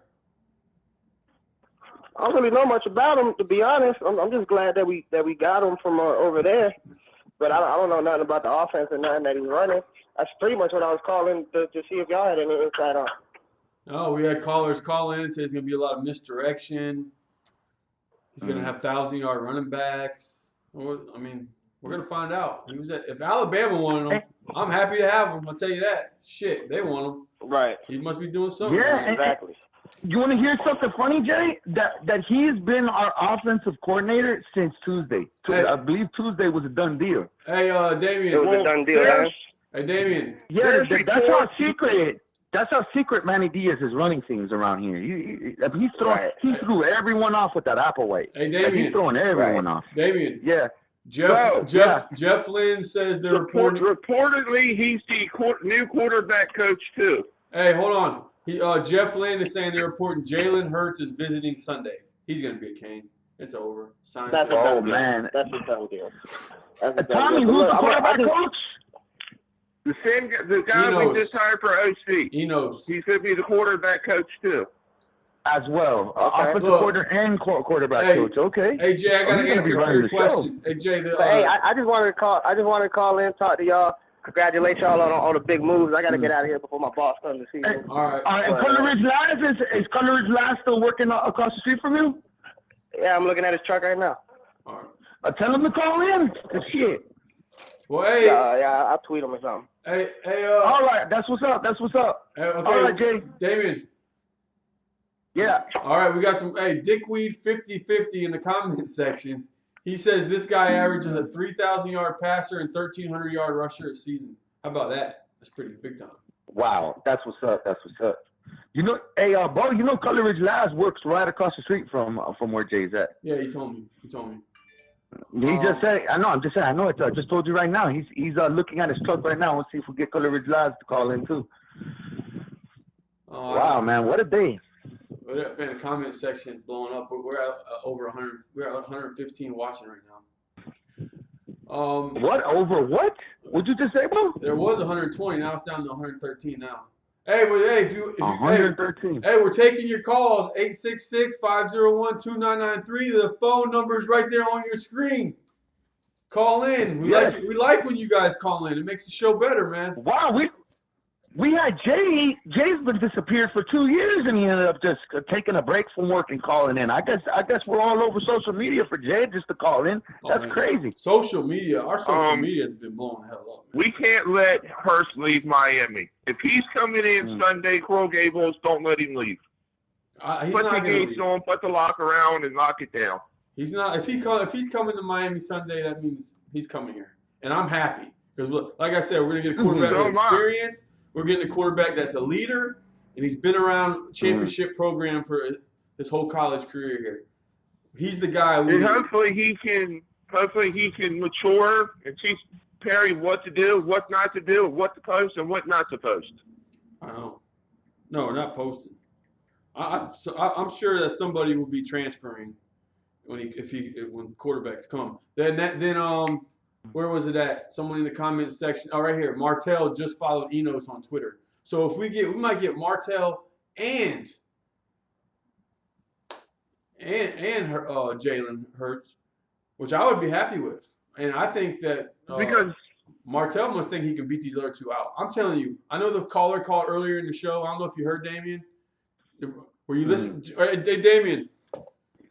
Yeah. Were you listening to the show earlier? We had one of our first callers. No, I had Comcast. Comcast at my house. Well, Probably, most likely not. We had a caller call in and talk about, we want to just throw these old quarterbacks out and all that other nonsense, right? But we had a good discussion. Yeah. But like I told him, if Diaz because Diaz has been with these quarterbacks, for the last 2 years or whatever, and he's played against them. They've been on the scout team. If he thought they were this good, would he be taking all these quarterbacks in? No. That's telling you something when this coach is bringing all these quarterbacks in. It's telling you something. But I'll take Tate Martell. Has anybody ever heard from Vic? No. From New York? Nope. Hopefully. Oh, Vic from New York. Oh no, we don't know. We have not. I'm thinking we're talking about Homestead Vic. I'm hoping that, man, we don't see on the news tonight or one, maybe it's missing, guy missing. New York man missing in Florida. He was last seen smoking some marijuana on the corner with with Italian girl.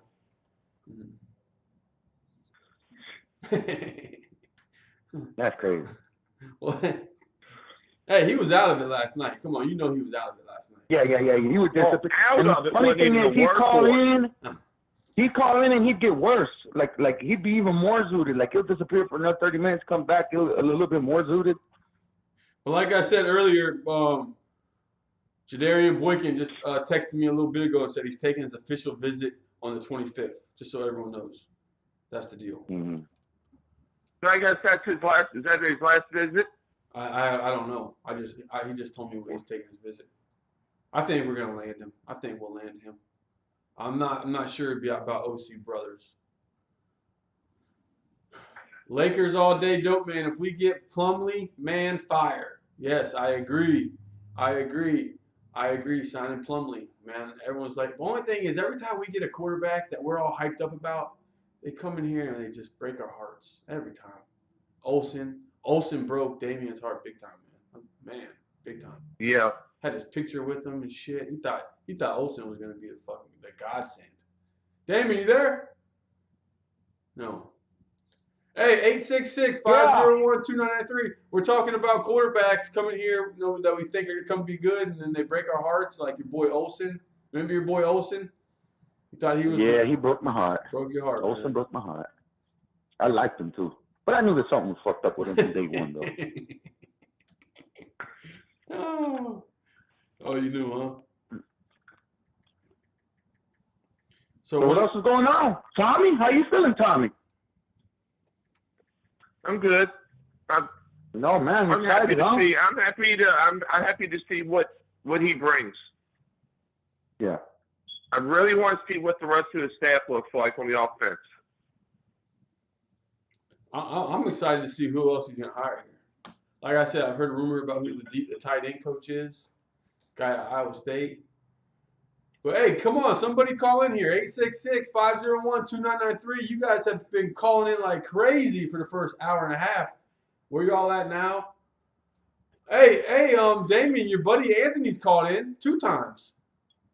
Okay. Which one? Which Anthony is this? The one that's like very excited? The one that's very excited, has all the questions. He called in 2 times. Yeah, him. Yeah, I like him. He always got 101 questions for us. Let's see. Tate is going to be like call again. Maybe he got some more questions to ask us. It's getting quiet now. He's tripping me out. It is getting quiet. Where are the phone calls? Jalen is Mr. Right Now, though. What do we got going on in the Twitter world? Bring Tua and Bama receivers. It's worth the money. Oh, we can't get Tua. Mm-hmm. He's not going to leave. He's stuck. Tua's not leaving. Need Dickweed 50-50. Man, I love this name, Dickweed. Dickweed. Oh, shit. That's his nickname, Dickweed 50-50. Need Penn State running back coach. Man, I would love to have him. I just don't see him leaving Penn State at all. Here we go. You're on K Show. Oh, it's Gunner. It's Gunner back. Oh man, you're killing. Wasted a good surprise on me, huh? Oh, hold on. Hold on, we got a caller back. Hey, you're on K Shades. Hey, what's up, guys? Rigor Mortis. What's going on? Hey, listen, I want to play a mic'd up recording of Dan Enos for everybody. Go ahead. That's playing right now. So, go ahead. Listen to how he talks and what he's all about. It's pretty good. Go ahead, play it for us. Football's a game of momentum, guys. It's a game of momentum. There's highs and lows in every quarter, every game, every series. It's the team that can keep playing and the team that makes a play. Okay? And you have to be the guy that doesn't wait for your team to make a play. Okay? You make the play. And then you have the weekend off, and we're back here Monday at 7. So it's just a little small sample size of oh, man, can you play more? Yeah, I mean, amped up here. Play more. Jesus Christ. Yeah, I'll play more. Listen, we love it over here. No issues. Be mature. Be responsible. Represent yourself. Represent your family. Represent this program. Okay? We give you the time off so you can spend quality time with your family and your loved ones on Easter weekend. Okay? That's why we give you Easter weekend off. That's why we always have. Oh, That's all I got. We need a lot of that. All right, man. Hey, thanks for calling, man. We really Thanks. love that little clip right there. Thanks for the info. Yeah, bro. Appreciate that, man. Yeah, we're gonna put that in the intro. Yeah, send that link. Yeah, send that link to us. We're gonna put that in the intro. And we had another caller that hung up. If you want to call back, 866-501-2993, you can call right back in. Yeah. The number is on the screen. It is on the screen. What about Enos's offense at Arkansas? What about it? Let us know. Tell us about it. They were the number one offense in the SEC. The quarterback threw for 3,000 yards, and both running backs rushed for 1,000 in the same season. How many games did they win? Both running backs. Both. I heard he runs multiple sets. Like it can look like pro style one series, and then next thing you come out 4 wide. Sean Harvey says you got to remember he was a head coach for 6 years at Central Michigan, so he does have head coaching experience. Good. He'll help Manny in that aspect. O-line. And a mentor him. Oh, Dick Weed says O-line hire may be the biggest hire. I agree. We need a big-time offensive line coach here. This guy's got to have the connections to one. He's been in the SEC. He's been at Michigan State. He's got to have the connections to a great offensive line coach. I would have to think. Now, what do you think this is going to do for recruiting, Will? I don't know. I'm excited to see. B. Hester says, is a good QB and some corn-fed goons to protect them. It's hard to get. Hey, you're back. What's going on, man?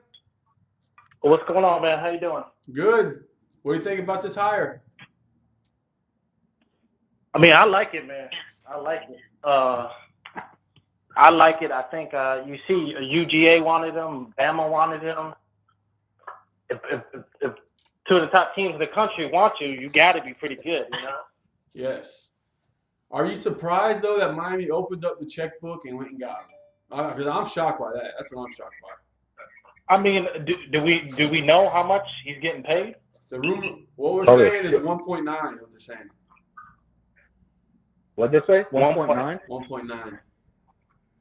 If they paid that much, that's kind of crazy. Because Manny's only making what, like 2.5? 2.5. Yeah, that's. I mean, if they paid that much, that's kind of bananas. If you want to win, you got to pay for it.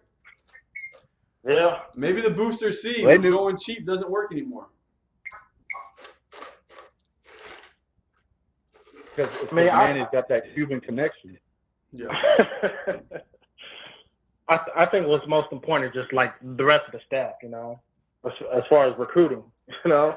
How excited are you now? I mean, Diaz, are you excited about this, the future? I mean, from the get-go, I either wanted Butch or Diaz. I'd have been happy with either one. And when it was Diaz, I understand, you know, the reasoning for Diaz, and I was excited for Diaz, and I believe in him. I think he could be the next Jimbo, personally. Well, let me ask you one last question. What do you think about Jalen Hurts? Are you happy? More? What do you think? Get him? He's so much better than what we have right now. You get him for a year, and then you get Tate or someone else after that. I think it works out perfectly. It almost lines up too perfectly if we get him and then Tate after that the following year. Well, hey, man, thanks for calling, man, and thanks for listening. Call back again. All right, appreciate it. All right, thank you. Appreciate it. Hey, you're on Cane Shades. Hey, this is Anthony. The Wisconsin O-line coach you were thinking of is Joe Rudolph. Joe Rudolph?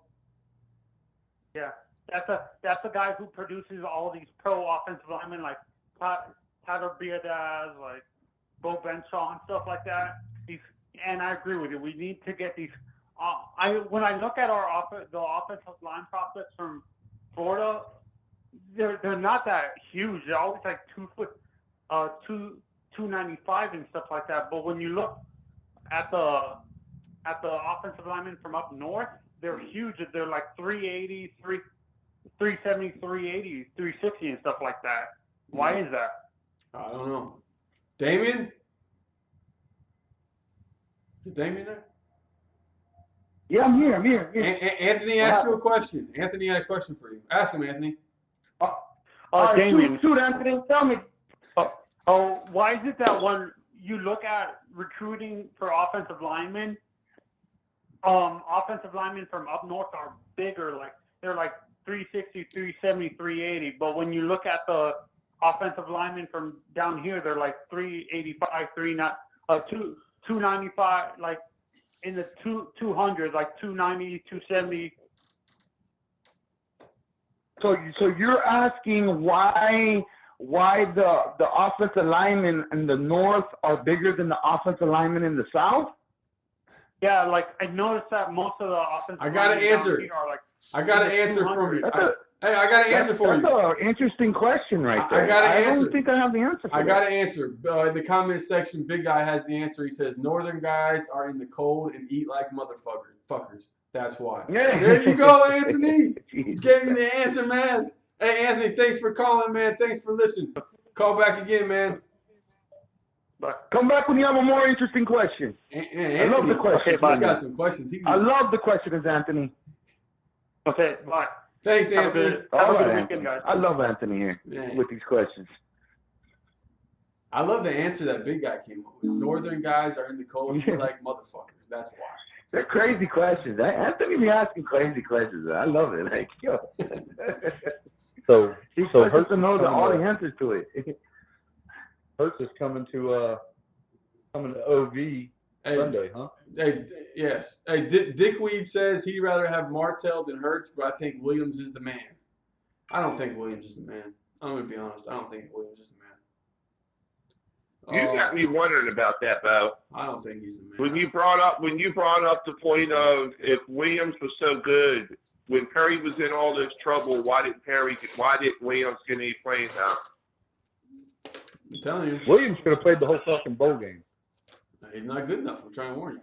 That's why they didn't put him in. They didn't want him to look bad. I don't see how an Elite 11 quarterback can't beat a fucking porn star and a baseball player out. I don't Because understand. the Elite 11 thing is all about camps. It's all about camps. It's all about going to get camps, getting the recognition, and man. I know he outperformed Trevor there. What? When I watched the opening. Yeah, you're playing 7-on-7 football. You're not in pads making reads. Yeah, you're just playing 7-on-7 football. Well, didn't he outperform him in the Army game too? Didn't Trevor Lawrence throw like 3 interceptions in the Army game? Again, but again, it's not the same, man. It's not the same. I don't know. I think it's all on who can develop these quarterbacks, and it looks like Homeboy can develop some quarterbacks. Well, we're gonna find out. Donaldson We're was gonna find out how our good he biggest can recruit too. Mike Jones, Manny Diaz is absolutely killing it. Hurts is light years better than what we have right now. He doesn't have to be the next Murray or Mayfield. We won the Coastal with Malik Rozier. I agree, and he's way better than Malik. I think the home run would be taking Hurts, taking Martell, and getting Plumlee in this class. Oh, here's your boy Dickweed. Williams was an Elite 11 quarterback. Took over for Trevor Lawrence when he struggled. Has arm talent. He does. Well, what was he doing in practice? Why couldn't he beat out Perry and? Maybe he wasn't going to Bible study. I don't know. Maybe Mark Rick don't like to play true freshmen. Mustang Mike Williams couldn't beat out Rozier. Enough said. He played Aaron Murray as a true freshman. And DJ Shockley. I don't know. I like Jaron, but I don't like his attitude. I like his play. I can't like him. I haven't seen him in the game yet. I need to see what he's gonna do when the lights are on. His tape is ridiculous. His high school tape is fucking ridiculous. We were like, I didn't think Perry was ever gonna play it down at Miami just because how good Jaron looked like on his tape. It looked ridiculous. Let's see. The kid's straight. Everyone's talking about Jalen Hurts. Some people say we don't need him. He can't throw. Jimmy Tube says the guy can run the offense. He's a proven QB. bringing him sends a positive message to recruits and has legit place for top quarterbacks. I'm all for Hurts, even if he doesn't pan out. I'm all for Hurts. I told you because first off, his leadership is coming from championship pedigree. He knows what to do, how to do it. He's gonna be a positive role model in the locker room. That's why I like it. Yeah, he can help. He can help build that culture that Manny's trying to put out there. Then he already knows the offense. He's already knows the offense. I like it.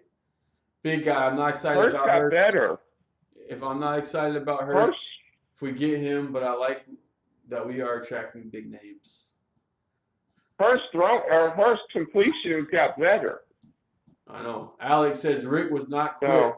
Jaron never got a fair chance, and that's why he wanted to transfer. Can't count the kid out until he gets a shot. Well, he's about to get a shot because a brand new coach who has no ties to any of them. So he could care less if they transfer. Mm-hmm. He has no ties. They're not his recruits. What does it say? I want to missed it.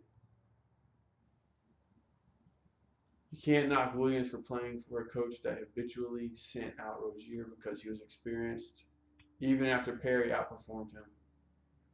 Like, that's hard to do. Dan Enos is the reason Hurts got better. He lost his job. But you got to think who does Hurts have a better relationship? Who was the one that pulled him and put two in it? I mean, was it Saban or was it Enos? It had to be the whole coaching staff together. It had to be the offensive coaching staff and Saban. I mean, when they see the best player, they all got to agree. Hey, this guy's the best. They see it in practice every day. Hey, this guy's better, man. Better for our team. So is Hurts gonna follow his offensive coordinator from Bama, or is he gonna follow his quarterback coach from Alabama? He's gonna come to Miami. He's visiting Sunday. Yeah, he's in Maryland right now. Yeah, but visiting we get the last where visit. his offensive coordinator. The last visit's always the best visit.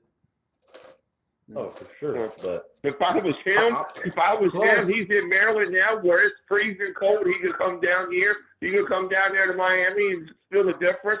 That could help too. And we got a better but trust team. Me, it's cold as hell right now up here in the north. And we got a better team than they got. He's gonna come down. Yeah, well, no doubt. But I'm the one that wants him here. I want him here. I want him. Everybody else, I'll take him. I'll take him. I'll take him and Martell. I'll take both of them. Martell's gonna sit out anyways. And if Martell comes and one of the other guys transfer, oh well, I don't give a shit. Go on. I want Hurts, Martell, and Plumlee, and I don't give a fuck about anybody else that's on the thing. Jimmy, you want to stick around, stick around. If you want to go, go. Jimmy too. Very interesting to see how our QBs develop when a real QB coach and a real OC. We need to keep our local talent. We need to be competing nationally again. I agree. And it's cold up there.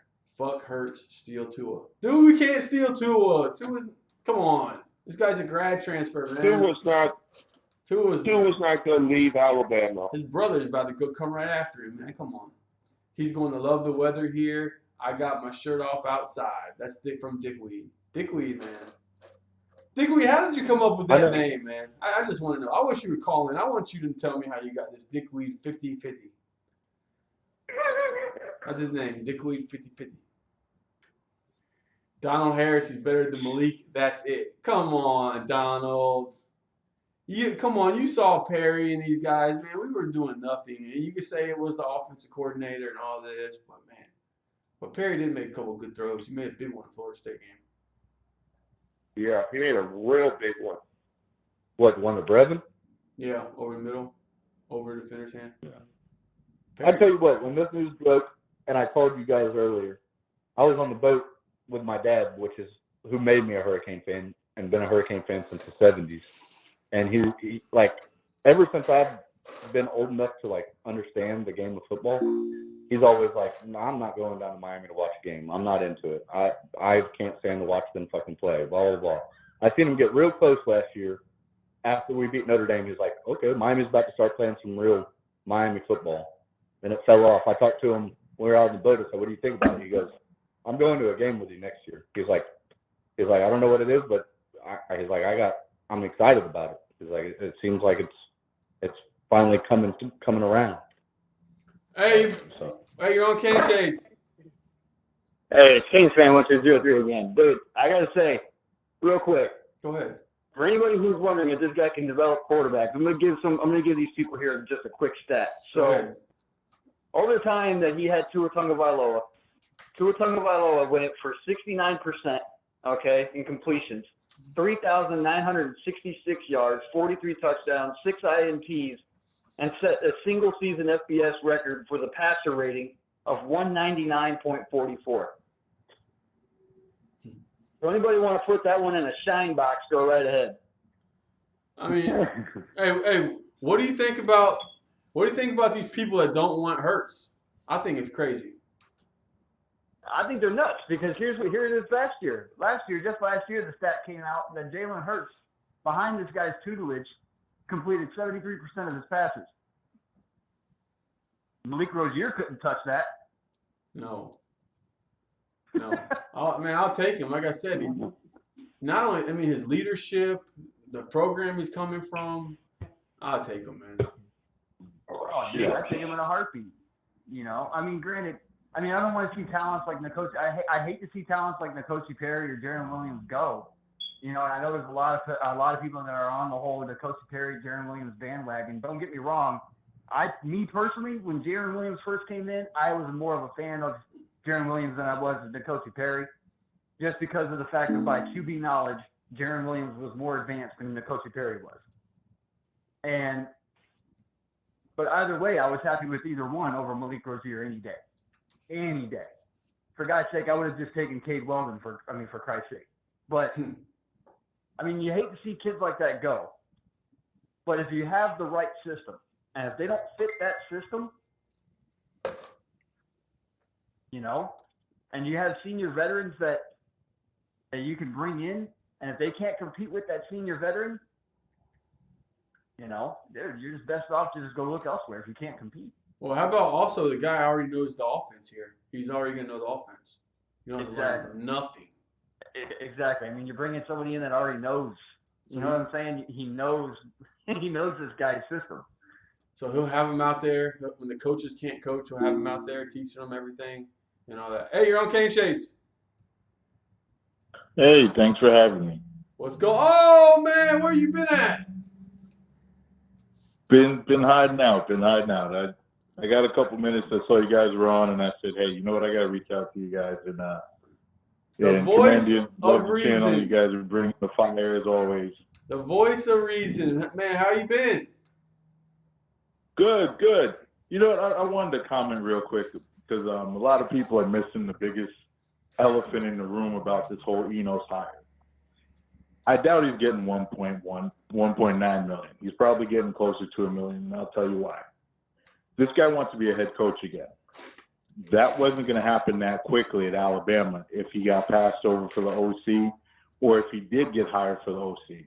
No one knows if Saban really was going to give him the reins by himself, whereas working for Manny, he's going to run the offense completely separately, just how he wants to do it, get his people in, do whatever. So in essence, he's a pseudo head coach again. And on top of that, the other thing that people are not realizing is anybody can win in Alabama.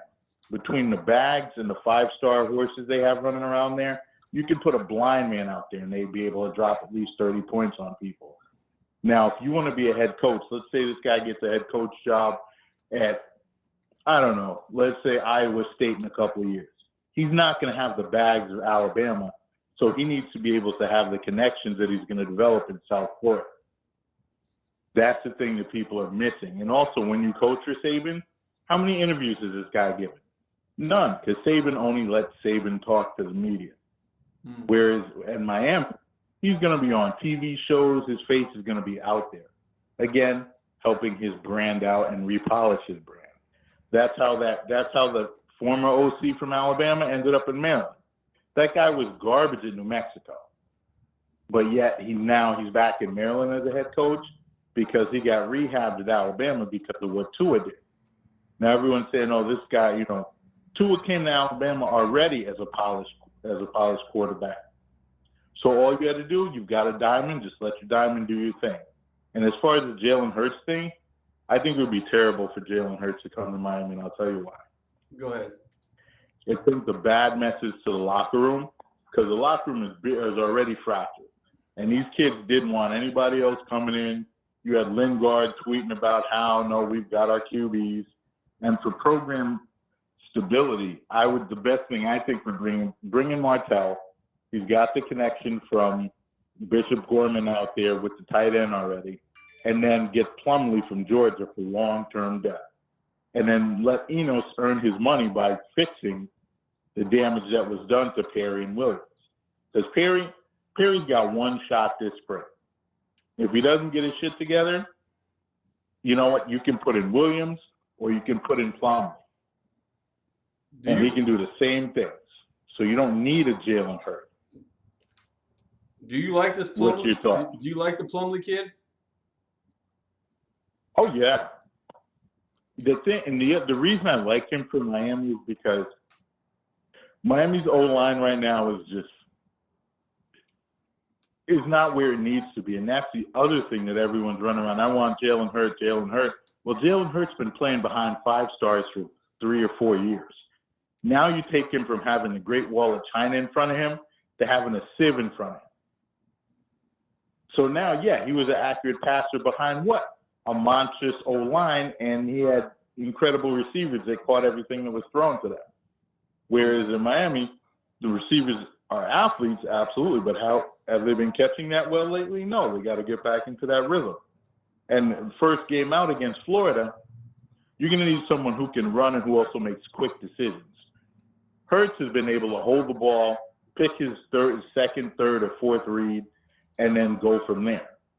With Miami's O-line that first game, he's not going to have time for that fourth read, for that third read. It's going to be first or second and throw the ball.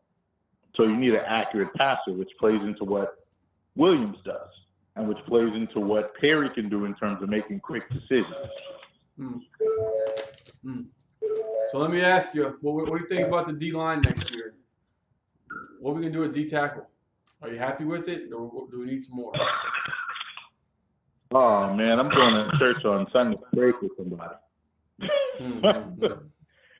No, the D tackles it is what it is at this point. Unless there's a grad transfer in there, they're gonna have to stunt like hell and do a lot of motion because holding up, we're really gonna miss that man from New Orleans in the middle. You know, that madman, as crazy as he was a flipping nut job. But he held it up, and that's why he was an All-American. And I wasn't a big fan of Tito to begin with, but Tito impressed me. He came, he got his chance to make the NFL now, and kudos for him. Not a fan of the kid from UCLA that they offered. I think that was a wasted offer, and they'd be better off trying to get a high school kid and develop him. Well, so I mean, like I said, it's going to be interesting. I like the hire from the guy from Louisiana Tech, because he's a pressure guy, just like man, and he also runs multiple fronts. You may see 3. Good. They're killing. Hey, this guy Mike Jones says the argument that Enos wants to be a head coach again, so he came to Miami, is absurd. Look how many assistant coaches at Bama have gone to be head coaches. How many left Miami and named head coach? Well, there's been talk that this guy turned down a bunch of OC jobs at SEC to come to Miami. That Manny's on a conference call now, and that this guy was the first choice and the only choice. Again, I go back to he came to Miami because he needs to develop connections with South Florida athletes, because the next head coaching job he gets, he's not going to have the bags behind him that he had at Arkansas and Alabama. At Arkansas, he had 2 of the sickest running backs that there ever was in college football, and Alex Collins, and I forgot what that other kid's name was. And Alex Collins was paid for 10 times over, and everybody knows. At Alabama, again, 5 stars that they were paid for 10 times over. If he gets a job coaching at Wake Forest, or he goes back up to Michigan and he gets a job at Western Michigan, or he gets a job at Michigan State, is he gonna have people dropping bags for him? No. All right, I If think he you're gets right. a job at Indiana. I think you're right, voice of reason. That's why you're the voice of reason. But hey, man, we missed you coming on, man. We're glad you came back. Haven't heard from you in years. I thought you were dead. No, like I said, you guys are doing awesome things. And again, to that commenter, I'm not saying he wouldn't have been a head coach from working under Saban in Alabama. I'm just saying it gets him more access working at Miami. So it's more beneficial and it's a shorter route going to Miami and running your own thing again. Not to mention, he can say, hey, look, I turned around a horrible Miami offense and I brought him back. I agree. Hey, thanks for calling, man. You need to call back. No doubt. Have a good one, fellas. You too. And Manny has said on the conference call, Bo and Gunner, that there will be more announcements tomorrow on the offensive side of coaches in the next couple of days. Hey, you're on Cane Shades. Good. Hey, you're on Cane Shades. Keys. What's good, man? J Fresh 305. What's up, man? What are you thinking? Hey, man. Hey, chilling, vibing, man. Vibing like we do in Dade County. And I'm glad the swag is back. The vibe is back. It's been lingering, since last year and the, Notre Dame game and everything, turnover chain. But I really feel like Manny Diaz, the creator of the turnover chain, shout out to AJ's at the Flea as well. But, really, I really feel like this is kind of going in the right direction. I like Perry. I like Jaron Williams. But at the same time, we haven't seen much. So I'm cool with the competition of, my guy from Ohio State or Jalen Hurts. Either way it goes, we need that competition. I grew up, my cousin's Vince Wilfork, by the way. So I grew up going to practices. I remember how those guys used to be fired up in practice, man, like from Vince to Sean Taylor, Vilma. Like, it was crazy at practices. You felt like you were at a game. Those guys were hitting. Those guys were, like, conditioned. They were machines, and I feel like, we need to get back to that. So whatever coaching staff can bring us back to the way Art Kehoe used to get after those guys. Mark, well, I think it was Greg Mark used to get after those guys. Coach Hurt, it was crazy, but that same Butch Davis atmosphere that was there before Larry Coker and so on and so forth, Randy Shannon, it was just, that's what we need. So no matter what happens, I just really feel like we need to get back to it and get back to our culture, and then rope off Florida the way we did. Because I'm like, guys like Frank Latson, he shouldn't have left Miami. Clemson should not be signing this guy. But if we start the right way, when guys like that do come up and get ready to graduate, they won't question another school. They'll think, hey, I'm staying in Dayton. I'm staying here at the crib. Yeah, I agree. But, I mean, what do you think about Hurts? Don't you think Hurts would be a smart decision knowing that, he's got the experience, he's got the leadership. That's what we really want is the leadership. We don't have that in the quarterback room, right? I don't think. Right. Man, so to me, it feels like even with the Dolphins, man, we've been struggling since Marino left. We've been struggling since Ken Dorsey left. And I just feel like we need a quarterback that's going to turn it around. Like Trevor, if he would have came to Miami, just think about something like that. We need to sign guys like that. But for right now, this is a good start, I feel like. If Jalen signs with us, great. And then guys will start looking at that and be like, man, I want to go to the U. And that's how it was back in the day. That's how it's always been. We're not going to get everybody from Dade County. Yeah. But at the same time, I feel like the key guys can come from Dade, and then we'll make those other standout guys in other places. Like back in the day, DJ Williams from De La Salle. He wanted to come to Miami. You would think DJ Williams is from Miami, not California, just by the culture that he was raised in with Miami. And we need guys like that just to, man, I'm going to Miami. And that's just how it has to be. And I think Diaz can bring it back. I thought Rick could do it. And it sucks that Rick couldn't do it, man. But who knows? Manny Diaz is young. You know what, though? Hopefully he bring that culture back.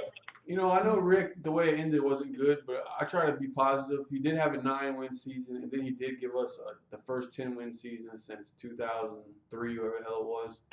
Right. Coastal, right. So he did something. Yeah, I agree. And now I think, Right. as a matter of fact, I think right now with Diaz taking over, we're in a better situation than we are than when Rick took over. Right, that's true. That is true. Like, and I'm still kind of pissed off some guys. Like, I'm so happy that our backers decided to stay. Like, but the Kendrick Norton, those guys should have stayed, man. Like, but I mean, it's no hate, get your money, what you got to do. But we need to get back to that too, man. Getting guys to stay and be developed. Now, Vince was developed way past his years, So like when Vince left, it wasn't really a big deal. He didn't have to stay for that last year. He was gone. Film with those guys. That's a while back, but we need to get back to that too. Where guys are staying a little bit longer to develop. Like Shaq Quarterman, there's no reason why he can't be a first round pick if we do good on defense the way we did this year. Joe Jackson, I expect him to be a first round pick this year. He should like, especially if everything comes out. But we need to get back to that too, man. Developing guys all across the board. How do we fix this offensive line? I mean, this is going to be the number one. Yes, man. That's a good question, man. To be honest, I mean, we might have to have a lot more transfers come in. So we gotta, or we might have a young offensive line. Right now, I mean, it starts with the coach, though, for sure. That needs to be the next big announcement. Offensive line coach, and I remember Art Keyhole, man. I'm telling you, like, we need a coach similar to that will put fire up under these guys on that line. Because when they say hog mollies up front, they got to be hog mollies, man. They got to be like straight goons up there, man. You got to intimidate. Hey, I got a question for you guys. Hold on. Go ahead. How do you guys feel about Florida State picking up possibly Amir Rasul? I mean, not Florida State, Miami picking up Florida State transfer Amir Rasul. I don't want him. No. I don't want him. I don't want him either. Hold on. But supposedly article coming out that apparently Miami is interested in him. I don't want him. Well, we don't need no running backs. We got tons of running backs. I'm not feeling that, yeah. I mean, and here's another one. Then there's another article that's coming up where it's saying Eric, what's his name? Eric Hickson, former Kansas State running backs coach. Yeah, that's. I mean, we need a good back coach. I mean, think about it. When Solinger was there, look at the guys he produced. We need a coach that we can consistently say, like, man, like, yo, everybody. They're like, Solinger recruited my dad in Miami in the 80s, right? And then so it's crazy that he was kind of, I grew up, he was Edwin James, Clinton Portis, Najee Davenport, what I'm saying, McGahee. It was just, we need a coach, whoever he is. Mm-hmm. Right. We need a coach, whoever he is, to be that kind of guy to produce talent. I mean, the talent's going to be there, but develop the talent. So that's what those guys do. Those names are big names, but think about the guys they produce. All of those coaches, man. We just need that. It starts with the coaching staff. So well, I feel like we can get there. Hey, thanks for calling, man. Call back again, man. I appreciate it. All day. I got y'all. There it is. Hey, you're on King Shades. Hello. Go ahead. How y'all doing, man? It's the host of Holloway. How y'all doing, man? What's up, Holloway? What do you think about this hire, man? Everything all right with you? We're good. Beautiful move. Beautiful move. The biggest thing for me, seeing is bringing that mindset. Everybody comes on here and we talk about a mindset of, championships that we had back in the day. But we're bringing in a guy who, failed as a head coach. He did his thing as an offensive coordinator. He went to the rehab center known as Alabama. Got his head together, but at the same time, he's in these meeting rooms with Nick Saban. He's seeing how to handle guys and how to get the championship mindset in these type of 5-star players, 4 or 5-star players. So now he comes down to Miami, and Manny's really going to let him do his thing on the side of the ball, on the offensive side of the ball. Keep an eye on it, of course, but let him do his thing. And he's going to bring that championship mindset that Manny already has on defense to the offense. And if he could bring down that spread, and I want to see who his assistants are, especially at running back and at offensive line, because those are two of the most positions that you need the most development. Well, not really running back, mostly offensive line in college. You need development, bringing in those guys, because now you're going against guys that are just as big as you, sometimes just as strong as you. So the technique and what you're being taught is really important on offensive line. But wide receiver, football is football. There's only 9 routes. You still got to run and catch the ball. Running back, you just got to learn how to pass block when you get to college most of the time and hold on to the football. So we're going to see what this guy can do, but I'm excited. I really am. All right, one more question for you. My question for you is, did you see this one coming at all, though? Did this one blow your mind as much as it blew mine? To be honest with you, yes. I think the Applewhite thing is what we all were Like, I mean, I was 10 toes down in the apple white, to be honest with you, because I looked at it like you bring in this guy who had Houston talent, and although he failed as a head man, but as an offensive coordinator, never had anything lower than a top 30 offense. So him bringing that Houston type of mindset to UM, him being very aggressive, plus Manny aggressive defense, you know, putting that together, I was thinking playoffs. But now you're bringing not only aggressive play calling, but you're bringing aggressive football mindset, and that's something you can't compare. A championship mindset is nothing like that. All right, There's one more nothing like that in the world. One last question for you, Holloway. There's a lot of fans on the fence on this. Do you bring in Jalen Hurts or not?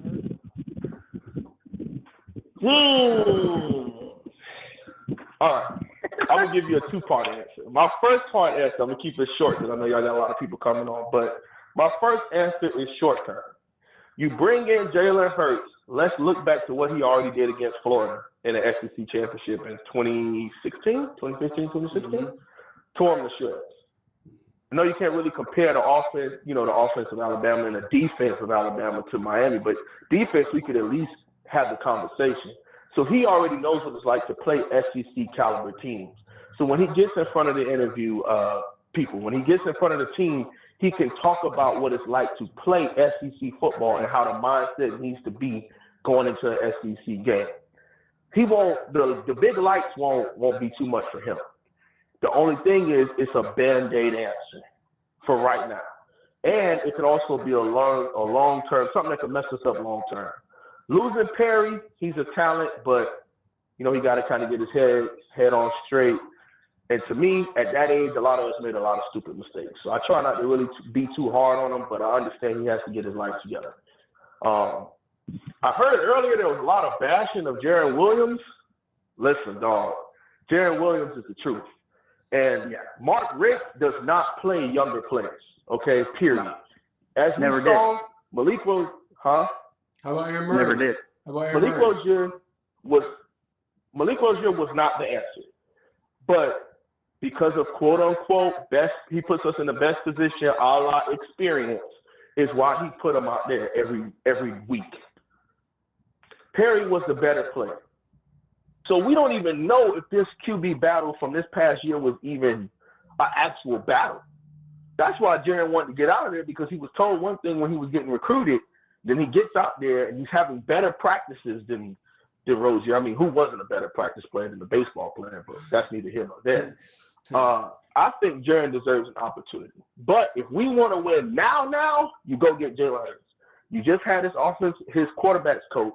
They run the exact same system, put these wide receivers in space, minimize our offensive line, you know, get them in some zone blocking schemes, get them moving, move them out the pocket with some bootlegs, things of that nature. And we win 11 games, no question. Maybe even undefeated if you bring in Jalen Hurts. Let me ask you But this that's real a quick. short Do you term. think that when Jaron Williams was thinking about transferring, though, do you think it was primarily because of the lines that he was fed to by Mark Richt? Yes. And that wasn't going to If happen you had to ask me or even percentage, coming to fruition? I think it had to be 80-20 of the lies that Mark Richt was saying. I mean, of course, anybody who was recruited knows they're going to feed you a whole bunch of BS, unless you're that man. Mm-hmm. So Jaron Williams was that man and had his mind set on Kentucky. But Mark Richt came, showed him the Notre Dame game. I mean, who wouldn't want to play after that, seeing that crazy atmosphere and the crowd going bananas? Wouldn't you want that for yourself? Oh, that's Then crazy. he comes in, and a lot of people don't understand, but Mark Richt was holding a lot of things from being seen in practice and being reported from practice. That's why, you know, Susan and a lot of those people, there's some things that they really wanted to say that they could not say about that what was going on in practice there at the U. Jaron Williams was the second quarterback, and Perry was the better out of the three. But Mark Richt was always going to go with Malik Rozier, especially when Perry had the issue of the gambling or rolling dice or whatever they say happened. Yeah, you're rolling dice. But to me, yeah, rolling dice. If you want to win, you go get Jalen Hurts. But I don't know if Manny would be able to hold on to Jaron Williams. Well, ain't nothing else we can do about it. Find someone to place him. Yeah, you're right. And at this point, man, to be honest with you, these kids don't have, unless you're a winning program, there's no such thing as competition to them. They've been pampered, they've been kissed on, they've been said you're the best, and a lot of them feel like they're doing the U a favor by coming here. Oh, well, I could have went anywhere, so I just picked the U because I can come here and play. So you bring a kid like that with mindset, and then now you want to say competition? That's what messes them up in their heads. And they're not built like the 90s and 2000s and 80s teams where they knew we all were great. Let's go fight. Let's go compete and see who's the better man. Here, they just want everything given to them, man. I agree. What do you think about Lingard and Cam Davis being the 1-2 punch now? It is going to be nasty, period. Because Cam Davis was the best running back in Miami-Dade County. Lingard got the 5-star because he was playing up north against those up north people, and he ran a wing T in high school. But Lingard is still one of a great running back. And How about Dallas? Huh? You got DJ Dallas. DJ should be the number one. No way. I think it's gonna be Cam. What? Oh, here's my question. You think they're going to utilize DJ now more in terms of like the flex lane? I don't think so. I personally think DJ Dallas, his carries is going to get minimized. Don't shoot me, but I'm just saying. You got Cam Davis, who was able to show what he could do with just 16 career carries. Yeah. And you get him in open field. He's the only one out of all of them that when he pull away, he's pulling away. Except for Lingard got speed, but I've also seen him get hawked down by D1 AA players. So DJ Dallas in open space, he's not the fastest guy. He's more of the balance. He brings like everything to the table. Now, in my NCAA days, or if I was doing a fantasy coaching, it would be beautiful for me to see DJ Dallas in the Wildcat at quarterback with the split back of Cam Davis and Lingard next to him, and they run a little triple option. But that's just me playing fantasy, but that's the type of stuff that modern day coaches with athletes like that would have the mindset to put kids in that position and see what happens. And if you want to do it against the FIU or FAM or Bethune just to see how that works, why not? But Mark Richt was not open to doing stuff like that. And that's why he was losing a lot of these kids. So basically, the door that opens now for the creativity is possibilities are endless. Most definitely. And see, that's the thing that a lot of people don't. When you just turn on the TV and you're just watching the game as a fan, you might not have insiders or you might not have, coaching experience behind you. But these kids will run through a wall for certain coaches. And Manny Diaz is that coach, that they will run through a wall for him. The only thing is, can he spread that love and affection that he built on defense? Can he spread it to the offensive side of the ball, to the strength and conditioning coaches? Can he spread it to the walk-ons? Exactly. That is what will make the difference. Is being able to be a leader of men and having these people run through a wall for you. That's how you win it. Do you think he's going to pull off the Dennis Erickson one time? Go ahead. What do you mean? Do you think he's going to pull off a Dennis Erickson? Straight to the championship? What is it? First year? Oh, I don't know about that. I might take his AC. Nah, that might be a bit rich. I know it sounds far-fetched, but with the right stats, do you think he's going to do it? No. I know this is only one piece of the puzzle here, but oh man, I'm gonna say no. You gotta get that offensive line fixed first. Man, you're drinking exactly. No, you got to get the offensive line fixed. You have to get the offensive line fixed, and if you get the right coach in there, you can't get that fixed overnight. Man, you're drinking some strong Kool-Aid over there, man. I know I'm drinking some strong stuff, and again, it's only once in a blue moon that it's ever happened. I think we get the Clemson, but we'll probably lose the Clemson. I think a lot of people with a new hire, you just get all that new excitement, and you're just like, oh, we're finally gonna do it. I feel that, man. But that boy at Clemson, that's gonna be a fight in the ACC championship game. Yeah. That's gonna be a fight. To see him sit there and pick apart a Nick Saban defense, Oh yeah. Just stand in the pocket and not fear blitz, and it was hard to watch. He's gonna be a legend. Trevor Lawrence is gonna be a legend regardless. He's gonna be a legend. There's no doubt about that. Who? Trevor Lawrence. He's gonna be a legend by far. Oh, most definitely. Most definitely. But I mean, hey, generation coaches, everything with coaching is about adapting and adjusting. So all the ACC coaches is going to have a whole year of film on this young man, and he's going to have to adjust next season. He's going to have to come. He can't be able to do the same checkdowns. He can't do the same, the way he looks at receivers, the same routes that he likes to throw on the short side and the field side. He will have to adjust that type of, in order for his game to take the next level. Because these guys, he's not going to be able to look the safeties off the same way anymore. Exactly. They won't be able to run the same route combination on the same down and know exactly where he's going to throw this ball. If he doesn't do that, then you will see a sophomore slump from a guy like that. Because he had so much of a big, he jumped out on the scene, and now everybody in the ACC is going to be focused on beating him. And he threw a lot of 50-50 balls. I know a lot of people don't want to hear that, but he threw a lot of 50-50 balls up in the air, and his wide receivers just made big. Oh, yeah. Not taking but his anything away receivers from are just him. that good that they were able to make those plays. Yeah. Exactly. So, I mean, hey, he put the ball there. Let's just say he threw up a beautiful 50-50. But a lot of those things, if, number 4 doesn't fall and pull his hamstring on that curl route and they go 97, do we still look at him the same? If he doesn't throw that post route and hit it perfect right in between the safety and the corner, and they run into each other and bro ran for at 90 yards, do we look at him the same? You get what I'm saying? So he's good. Could never take anything away from that performance, but just know a lot of these coaches going to have all of that on film, and he's going to have to show a different type of quarterback next year if he wants to win. Well, hey, Holloway, Yeah, man, thanks for okay. calling, man. And we love it when you call in, man. Appreciate it, man. Yeah, no problem, man. I appreciate y'all. Thank you so much, man. Yes, Okay, sir. baby. Thank you. Man, Gunner, you there? Yeah, I'm right here. Man, the comments. I'm on my way to Ocala. Oh, you are? Where you at? I'm on 200 in Hernando. Oh, you're all the way on 200. I'm over here in Belgium. Let's see. Oh, fuck. Manny Diaz, without a doubt, there will be an offensive staff member hiring announcement tomorrow, possibly 2. That's what Sean Harper, Manny Diaz said. So we're going to have some guys announced tomorrow, hopefully an offensive line coach. Hopefully a fucking badass wide receiver coach. Please, God, make these kids catch. I don't know who. He's already got the staff in place. He's already got it. Think so?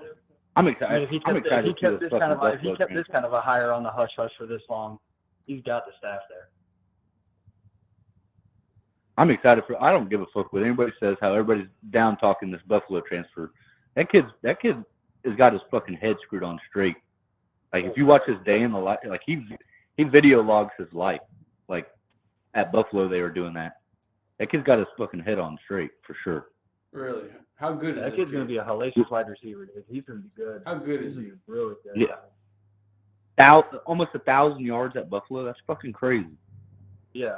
Oh yeah. I mean, if you could do that in that kind of a league, I mean, you come down into the ACC. That's fun. Yeah. He also had a. I guarantee you, he might be the featured wide receiver. You think so? He might probably be the best wide receiver that we've had since Jeff Thomas, for God's sake. Have you watched any of his film, though? I haven't watched it at all. Like it's fast.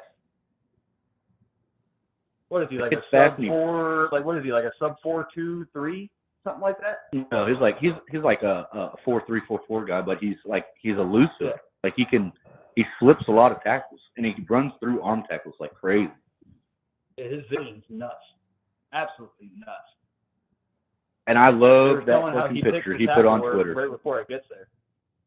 Did you see the picture he put on Twitter where he says we're about to blow the top off, where he's jumping over C.J. Henderson from Florida? For the Gators, yeah. Dude, that was insane. Oh my God. I mean, leapfrog them. Vertical leapfrog them. I wonder who did that. Why do you have to do C.J. like that? I wonder who did that edit. And to do it against the Gators. Wasn't CJ like what? He was like the number 8 best corner or something like that? I remember I wanted him so bad, dude. So bad I wanted him. He would never come here.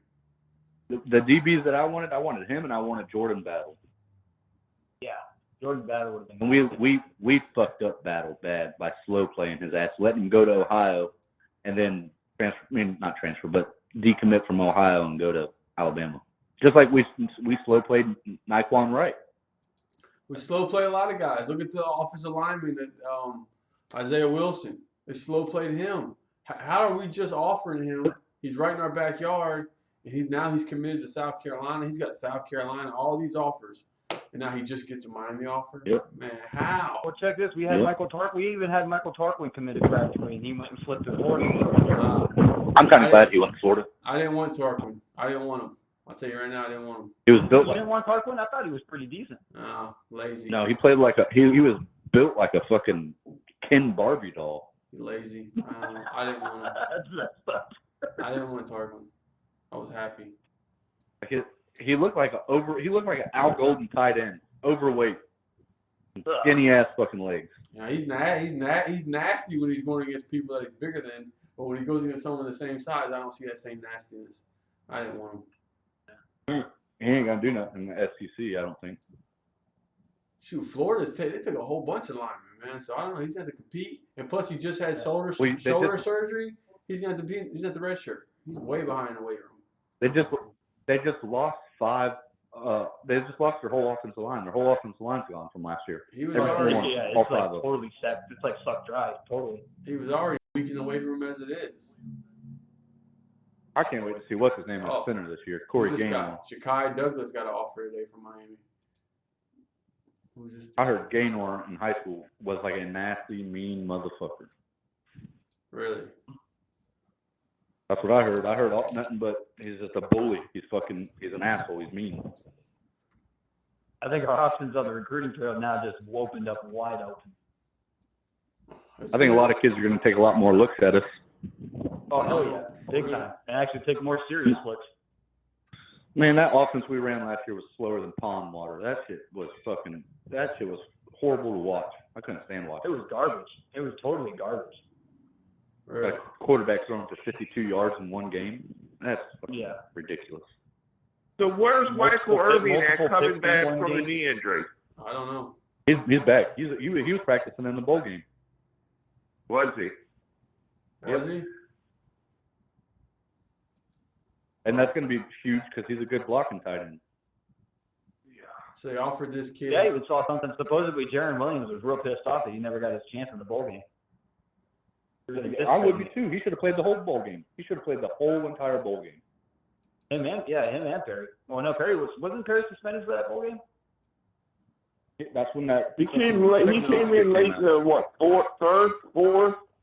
Like late third, fourth quarter. I thought he came in.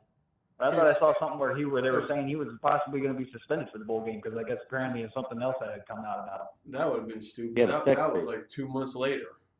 That was dumb. Because he conned Perry. But how can you suspend someone that you already knew what happened? You should have suspended him. That shit came out after Toledo. Should have suspended him when it happened. That tape was posted in September. Yeah, I know. Why would you wait? You knew about it just because the media found it. That's your fault. You could go to the media and lie to them like, "Hey man, we already took care of this in house. It's all right. Y'all like that party." He had to keep Jaron Williams on the team somehow. I'm telling you, I'm 100% believing that's what happened. He put that sex tape back to life because Jaron was rumoring transferring. Said, "Listen, he's about to be suspended again. You can play in the bowl game or blah blah blah." Mike Jones. That's how he kept Jaron. Mike Jones says Irvin Jr. is just a body, nothing more. I agree. He's not. He's just a jag. He's just another guy. Dude, I'm gonna tell you, Will Mallory and Brevin Jordan are gonna freaking skyrocket this next season. Holy Christ! I want to see more of Will Mallory for sure, definitely. I like Will Mallory, dude. I've been saying it from the get-go. Will Mallory is gonna be absolutely nasty. I mean, he was outrunning guys from this year's class when they were doing the 100 meters or something like that. He was outrunning some of the best wide receiver talent. He was schooling them. Brevin's staff is suck too. I mean, Brevin always says he's a running back in a tight end's body. Irvin's son is trash. It's from Rick Bad Boy. Okay, go watch. He balled at FTA. That kid don't drop shit. I tell you that. Who, Irvin? Oh, hell no, he doesn't. He's got good hands. Who, Irvin? Oh yeah, he's got gloves. Yeah, He has gloves for mitts, but He's not a Miami. He's not Miami caliber. I don't think he's that caliber. He don't even. That kid don't even wear gloves, and catches all kinds of balls. oh I like him. I mean, he's athletic as fuck. The kid's dunking and shit. He's athletic. Irvin Jr.? Yeah. Man, I don't know, man. I think Brevin Jordan had a hand to play in that safety that came over from USC, his former teammate. Oh yeah, did you see his tweet? He said there's one more. I think he had a hand to play in that. He said there's one more to come in his tweet talking about Martell. Yeah. I think they've already discussed this. What about that? What about that wide receiver supposedly? Who's it? Which one is Oh, it? from USC, you're talking about Pai Young. I don't. Yeah. Did he commit or no? I don't. Or not I yet? think he is. I don't want him. I heard he's not a take. He's one of the ones. He's one of the people. Another one of them players that didn't want to come to Miami. I'm not going to Miami. I'm gonna go to USC, and he's not even seeing the field Okay, at but USC. Not even playing. What if TJ doesn't come? Then what are you gonna do? I think Jones is gonna come. I think they're gonna get him. They better. I want fucking TJ. That's an easy. That's easy. It's an easy sale. All they gotta do is sell him on the depth chart. Look, man, we're so bad. We're so bad at wide receiver right now. We had to go to Buffalo and bring in a transfer from Buffalo. That's what I'd be telling them. That's how bad we are right now, man. Yeah, but I'm telling you, that Buffalo kid's no joke. I'm just saying that would be my That selling point. That kid's gonna be a real deal. That's how bad we are. I mean, look at where fucking T.Y. Hilton went. Now look what he's doing. I mean, you find players like that in those lower end schools. Yeah, I mean, the wide receiver room that we have right now isn't really half bad. I mean, you got Mike Harvey, you got Brian Hightower, Mark Pope, Jared Payton, Jeremiah Payton. I mean, one thing I hope stays the same with those One thing I hope that stays the same with those wide receivers is I hope they keep up with that blocking, because them wide receivers block their ass off. Oh yeah. We should have stuck half of them on the offensive line. Yeah, they do. I bet you they could have done better than what we had. Yeah, they do. They probably would have done a hell of a lot better. That's why Harley played over a lot of people, is what I heard, is because he was the best blocker on the team. Oh yeah, and I heard the same thing too. Yeah, they were saying he was one of the best, he's by far the best blocker. He's tiny too. I don't understand it. I don't know. Did you see some of the blocks he was making though in that Florida State game? Dude was laying dudes out. Oh yeah. Dudes that were like twice his size, and he's just pushing them off. I'm like, are you kidding me? Yeah, I mean, the kid's physical. I know that for sure. Yeah, I want to see Ezra play really bad. I heard he was really good in Georgia. That kid's a freaking burner, dude. He is. His highlight reel People was were just telling me nothing out the backfield. I heard a comparison from like somebody saying that he's a big body, like he boxes kids out. Well, yeah, fellas, he's got frame to him. He definitely has frame to him. Well, fellas, I gotta go. I gotta go pick the kids up from school. But it was a great show, and maybe I'll go back on tonight. I don't know yet. All righty, bud. All right, see y'all later, man. We're out of here.